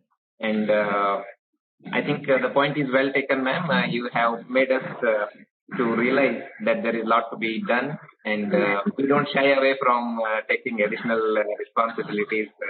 I think there are huge expectations, and they are not out of place, ma'am. And now we come to this valedictory program of this Manage Dialogue 2020. On behalf of Director General Manage and the whole Manage team, I welcome our Additional Secretary, sir, Dr. Abhilash Lekhi, sir. We are very happy to have you in this brief valedictory session, sir. Thank you for your time at the outset. And I also welcome the Director General Manage for this valedictory, despite his pressing schedule immediately after joining Manage. He has been with us. And I request all the co-panelists of sixth session to stay back and all the participants to stay back for a brief valedictory session. We don't take much time. I request Dr. Saravanan Raj, sir, to kindly some light on the Manage Dialogue 2020, the future of agricultural advisory services. What is the idea behind the whole event and how the discussion has been taken forward? Yeah, thank you, Dr. Magandis. I'll start with a small presentation, so just 5 slides, and this Manage Dialogue started Manage Dialogue 2020, and it is for the future of agriculture extension and advisory services. It was 3 days, 18 to 20. And before going to small presentation, on behalf of Manage and our Director General, I'll welcome Additional Secretary Abhilash Lekhi, sir, and also our Director General Dr. P. Chandrasekhar, and all the panel members, and Kalpana Sastry ma'am, and all other panel members, those who are startup, and Krishna Gopal and ALC CEO, and all the participants and Manage faculty. Very good afternoon, good evening to all of you. And this Manage Dialogue is in tune with the government reforms. Today, if you see across the country, there are a lot of reforms our government is taking forward to for making the agriculture become more vibrant and more remunerative. In this connection, when we are making a lot of reforms in marketing, contract farming, and also there is a thinking on agriculture extension need to support all these reform processes. So I manage the dialogue is it is planned on future of agriculture extension and advisory service. When reform process is happening, how we can move forward with agriculture extension and other support services. In this connection, we had this program, and this entire program has 6 different panels, and starting with the plenary session from the our DDG, Deputy Director General from ICAR, that is Innovations and Initiatives in the National Agriculture Extension System in India. Dr. A.K. Singh had the interesting presentation, and also he took a lot of questions, and there is a lively discussion and dialogue happened with a large number of participants.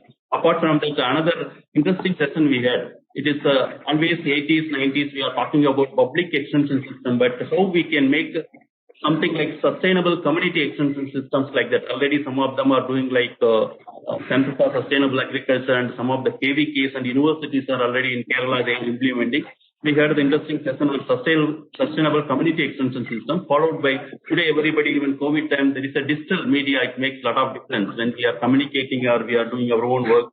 We had an interesting session on digital media, including there is a digital green, and also Meghalaya government implementing something value chain based extension. It is not only advisory, even they connect the market with logistic support. It's providing a large number of tribal farmers in remote areas, how it happened like that.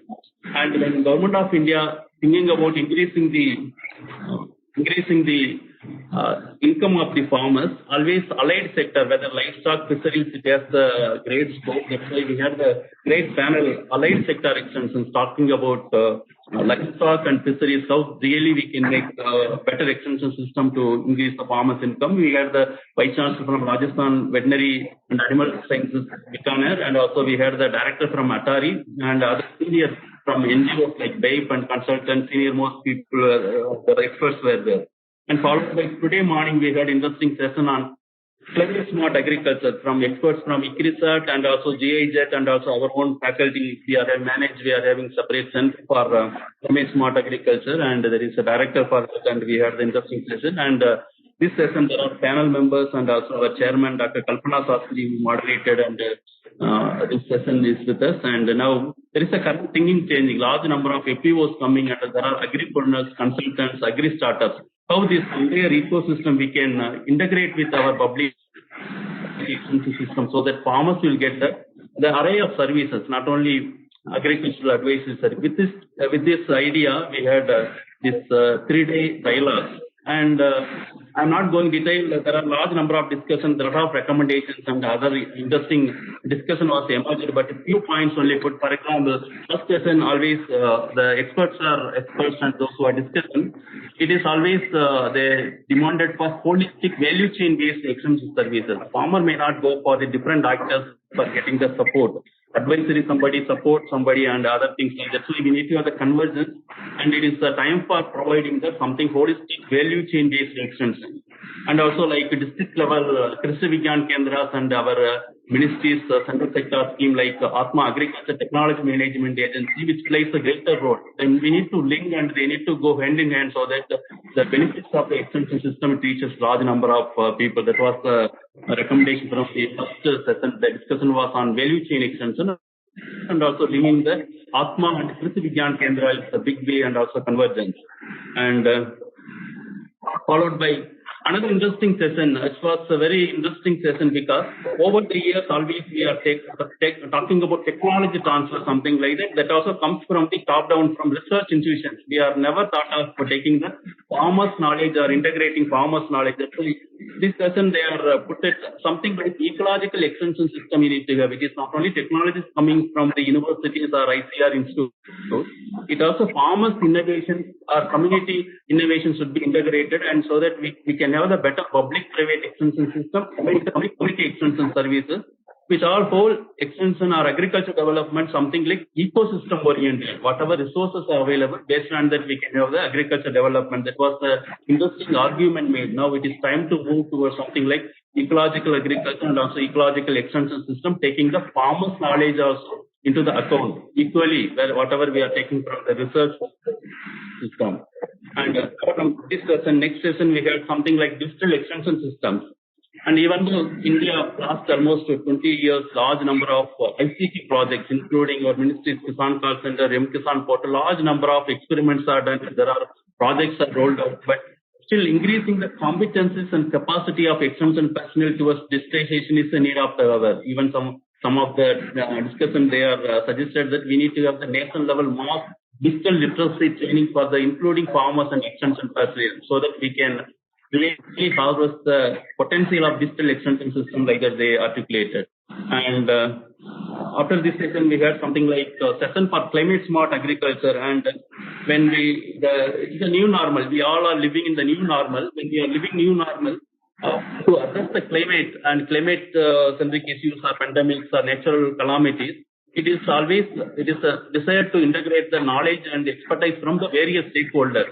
This type of making some relevant platforms so that everybody can say, so that we can really tackle the climate issues. That was the point made here, and including community and farmers friends, those who are farmers really, they are very well living the climate vagaries so many years, they may be better to contribute. That's why we need to have some integrated platforms to exchange the ideas so that we can live in the new normal of climate change.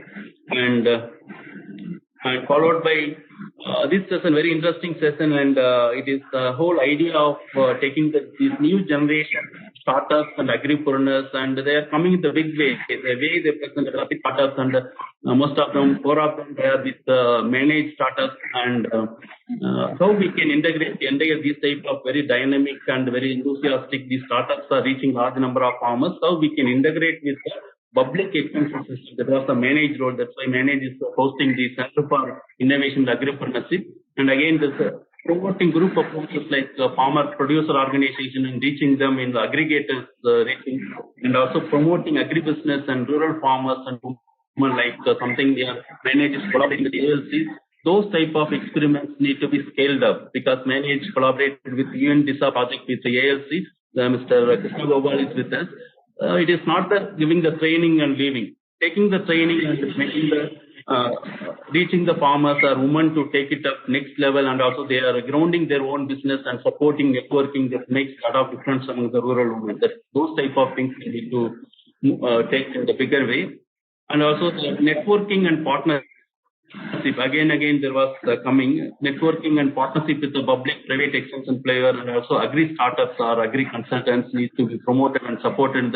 It is to be supported by the public extension system, because over the years, public extension not given much importance for the private extension, but it is time is changing. That's why Dr. Kalpana Sastry also making it. There is a new generation extension people. They are making a lot of difference with their own knowledge and attitude, capacity to really serve the farmers. That was emerging through this dialogue, and even though large number of other things really discussion, I am not put all things. And thank you very much. And we will come out with the proceedings and the action points for the Managed Dialogue 2020. We will widely circulate and we will take it up the action point also from Managed side. And thank you very much, Dr. Magandesh. Over to Magandesh. Thank you, sir. I think I take this opportunity to again introduce our chief guest of this valedictory session, Dr. Abhilash Likhi. He is the senior IAS officer belonging to the Indian Administrative Service, and he's a fellow from Humphrey Fulbright program. And sir holds a master's degree in international public policy from the Johns Hopkins University, Washington, D.C. He holds a PhD in the development communication from Jamia Millia Islamia University, New Delhi. He has served as the consultant at the World Bank, and in the government of Haryana, he has held several responsible positions and assignments. And prior to joining as the additional secretary, sir has rendered his valuable service. And for the information of this gathering, sir takes a lot of interest in writing, in leading papers, various articles touching the sectors like agriculture, dairy, and rural development. Sir, on behalf of DG Manage and on behalf of all the Manage faculty, we extend one more time warm welcome, sir. Thank you very much. With your permission, may I just request one or two participants witnessing this event for the last 3 days to share their opinion. Maybe in a minute or two, sir, not exceeding a minute or two per participant. I request any participants to raise their hands so that Dr. Sagar can. That will be very valuable. Anyone can raise their hand. We shall unmute them. Or even in the chat box, you can keep your particular request. I think they must be tired now. Yeah, sir. We have been having a session since 3 o'clock, sir, but they have maintained their enthusiasm and interest despite extended session.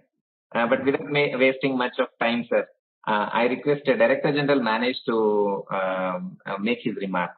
Thank you, Dr. Mahantesh. Namaskar to everyone who are participating in this program. And I would like to take this opportunity to welcome today's chief guest, Additional Secretary Dr. Abhilash Likhi. And as Dr. Mahantesh introduced, sir is, of course, administrator. In spite of his busy schedule, he has taken time to attend this program. It is only out of his academic interest. He is also very enthusiastic writer in media. In fact, for the attention of all the participants here, today, sir, one book is already published and it is available in Manage website on Farmers Producers Organization. And I request you to go through that. You will also get the ebook to your email box.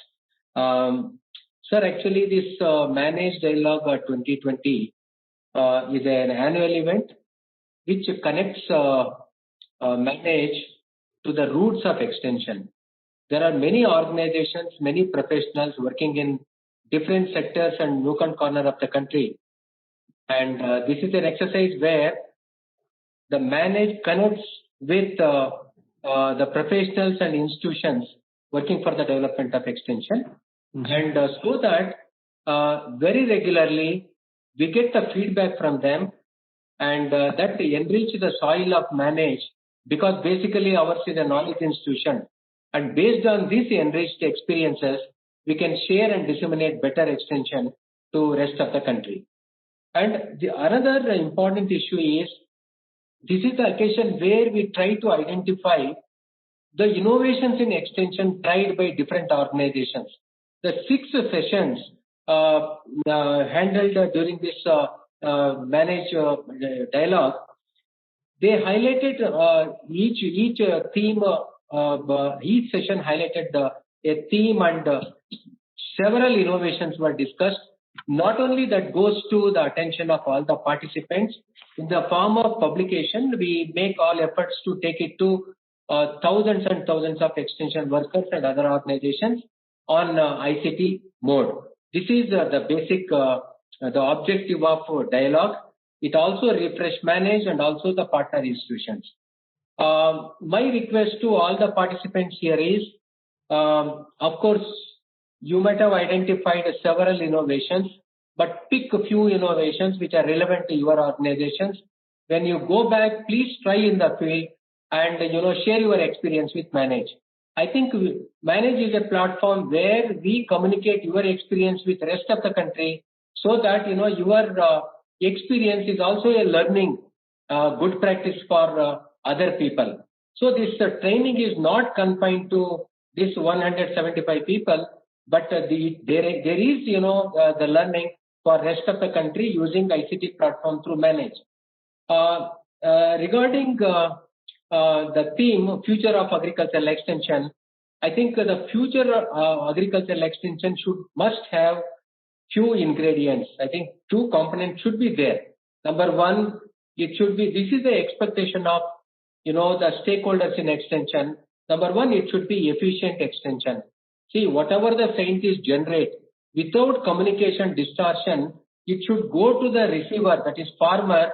Without communication distortion, extension should be efficient to carry the same message as it is, and so that the logical conclusion, that is adoption, takes place intact at farmers level.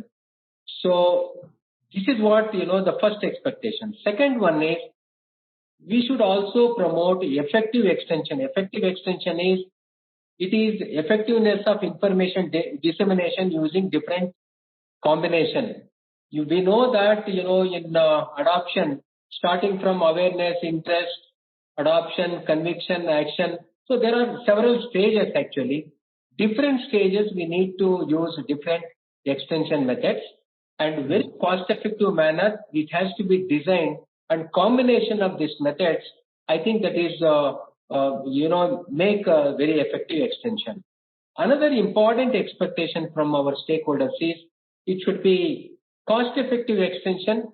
Thanks to ICT, social media, and public-private partnership, I think we can bring cost-effectiveness to our extension also. Another important ingredient which is required for extension is real-time extension. See what happened last decade, last year, last month. Farmers want what is the price of the commodity tomorrow. So what is the weather he is going to, he will be expecting next week, whether he has to take up harvesting or not. So this kind of real-time, information is one of the expectation of the stakeholders. Another important thing our extension should possess is location-specific extension. See, very broad things, generic things are, developed, models are developed at macro level with good intention. It is the responsibility of the local institution, local extension worker to interpret to the local conditions and communicate to the farmers. So the macro generic information will become location-specific, micro relevant information to the farmers. This is the responsibility of the extension worker. Then the extension should be integrated and inclusive extension. See, integrated is because the farmer as a system, not only he cultivate agriculture, but also horticulture, some cases, coastal areas, it is fisheries, and in everywhere it is animal husbandry. These subsystems are interlinked actually. The paddy straw go as a feed for dairy animal. So these interlinkage has to be understood by the extension worker, and as a system, it has to be promoted. It can be done only at the grassroots level, and it should be inclusive because some of the disadvantaged areas, and there is a special extension approach for women and for youth. I think this has to be understood, And most important thing nowadays, even in doubling farmers' income report, it is clearly emphasized that agri value chain extension is, the need of the hour. It is not, production-led extension. It is not even market-led extension. Even farm to plate, every aspect has to be understood by extension system, and we have to motivate farmers so that they will not only become producer, the government intention, they have to become entrepreneur so that maximum profit goes to them. The extension has to be risk management, like, whether any weather problems are there, it may be drought, flood, and these things should also be addressed by extension, and the extension should also promote sustainability, health, as well as the nutritional security. So these are all some of the most important ingredients for future extension, and I'm sure that all these aspects are discussed in 6 sessions, in depth by all the experts. I'm sure that you are benefited by this program, but take back some important innovations, try in your workplace, share with us. It is our responsibility to disseminate your rich experience, good practice to the rest of the country. With this, I would conclude, and because we would like to listen to Additional Secretary Sir, and thank you very much for attending this program, and thanks to all the sponsoring organizations also for relieving you for this training program. With this, I will conclude, and Mantesh. Thank you, sir. Thank you for most relevant remarks on the challenges that we are facing, and also in the context of these challenges, how the future of extension should look like. Probably the point is well made, sir. Now, I request the Additional Secretary, sir, and the Chief Guest of this valedictory session for addressing us and also sharing his thoughts on how the future of extension should leverage the growth of agriculture, and also what manage can play, sir. Probably we will be benefited with your thoughts, and we would like to hear from your angle. Thank you very much, Dr. Chandrasekhar and your team. Good evening to all the participants, roughly about 55 that I see on the screen. I'm really happy to be a part of the Managed Dialogue 2020 in its valedictory session. Thanks, Dr. Chandrasekhar, for inviting me. I think one thing which is the context is the challenge of COVID-19 pandemic.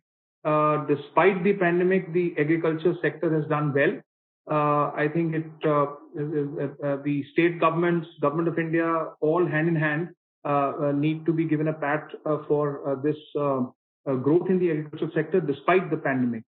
Now, ever since the Honorable Prime Minister set the goal of doubling farmers' income by 2022, the Ministry of Agriculture and Farmers' Welfare has a number of schemes, projects, and programs, and has been working in partnership with the state governments to ensure effective implementation of those programs, schemes, and projects. There has also been a constant effort to identify and plug bottlenecks, if any, at the last mile by leapfrogging technology.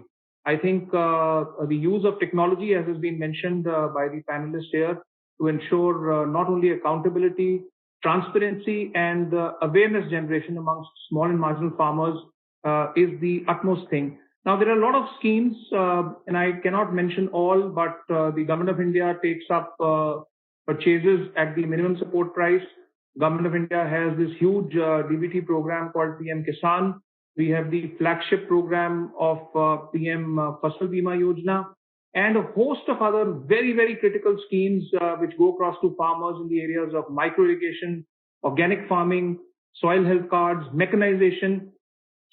I'm not an expert, but having served in the state government in the sector of agriculture for over 2 years and now in the ministry, I think a few transitions are very evident to us. One, during the days of the Green Revolution, we looked at food security. I think now what we are looking at is the real income of farmers through market access. Number two, as the food basket diversifies, I think nutritional security, as Dr. Chandrasekhar pointed out, is going to be a very key area of not only academic thinking, but also sharing with others. And number three, as the economy structurally transforms from farm to non-farm and from rural to urban, the key question will be, where are the jobs going to come in the agriculture sector? And I think, as has been rightly pointed out, the jobs will be a part of the agricultural value chain. They will be in management, they will be in processing, they will be in storage, they will be in all kinds of activities which are connected to post-harvest management. In this context, I think the Atmanirbhar Bharat package for Krishi, which has been announced by Government of India with the self-reliance as its lead motive, as to say, is a big package which includes the Agri Infrastructure Fund. I'm sure all of you are aware it's a 1 lakh crore facility. The two farming acts have been spoken of. I think they bring in a new ecosystem. They give the farmer an option to sell wherever he likes and to connect the sponsor of his choice. You have almost 500 crores for promoting secondary agriculture. The Honorable Prime Minister has laid a lot of stress on sweet revolution. And so honey and beekeeping get about 500 crores, plus a host of other programs in the ministries and departments of animal husbandry, Ministry of Food Processing, which are our connected sectors, the allied sectors and the processing sector, and so on and so forth. We have two other very major schemes which have just been launched. Dr. Chandrasekhar is aware. He's been helping us with those schemes. One is the launch of 10,000 farmer producer organizations. Collectives are a very important way of empowering small and marginal farmers. And thanks for publishing the review paper that I have shared. All those who are interested can go through. And also the electronic national market. Now, interestingly, the electronic national market as of now has its back end in a physical mandi. But with the farm acts coming in, with the trade area opening up, with the farmers getting the choice to get in touch with a processor or a exporter of his choice, to get in touch with sponsors of their choice, the electronic national market will also have to become a platform of platforms, where trading takes place, where e-commerce channels are connected, and there is interoperability with other state channels also. So look at the gamut of activities that we are seeing in terms of change.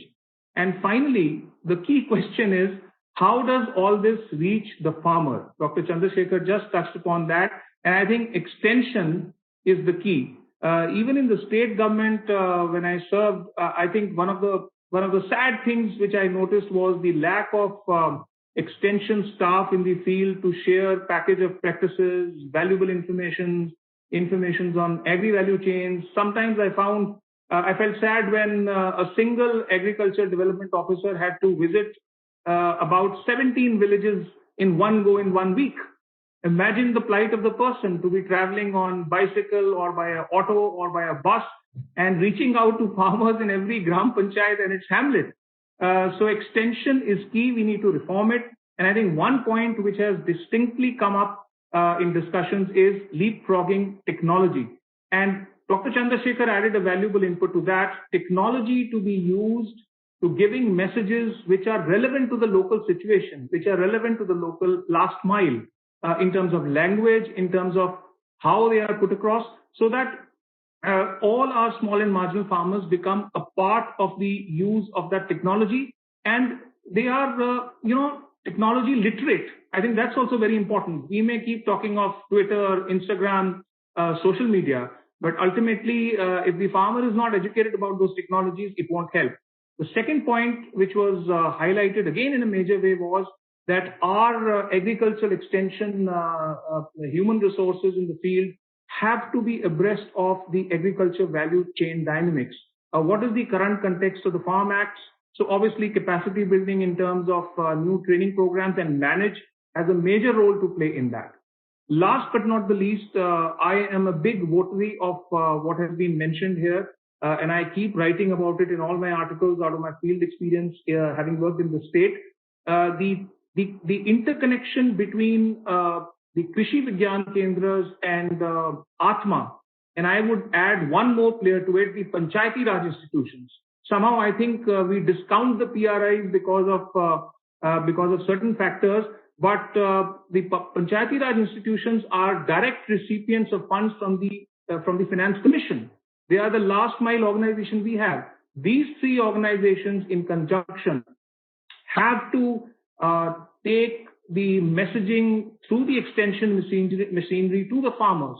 For instance, a very good point came up, and I'm sure I saw a very superb and excellent panel of people speaking all through the last 3 days. Agri startups. Now, a lot of small organizations and startups are being incubated all over the country. They are doing fantastic work in automating value chains, in bringing in new technologies, in connecting to farmers, maybe on a smaller scale. But it is the responsibility of the Krishi Vigyan Kendras in tie-up with Panchayati Raj institutions and Atma to share live examples of these agri startups with farmers. And not just in small functions, in large gatherings, through social media, because this message has to go across. I think the dialogue that has happened in Manage over the last 3 days is very critical. It's at the apt time. Despite the COVID pandemic, we are meeting over virtual conferences. I congratulate Dr. Chandrasekhar for holding the same. I congratulate his team on successfully conducting this dialogue. And I hope to receive a copy of the minutes of proceedings.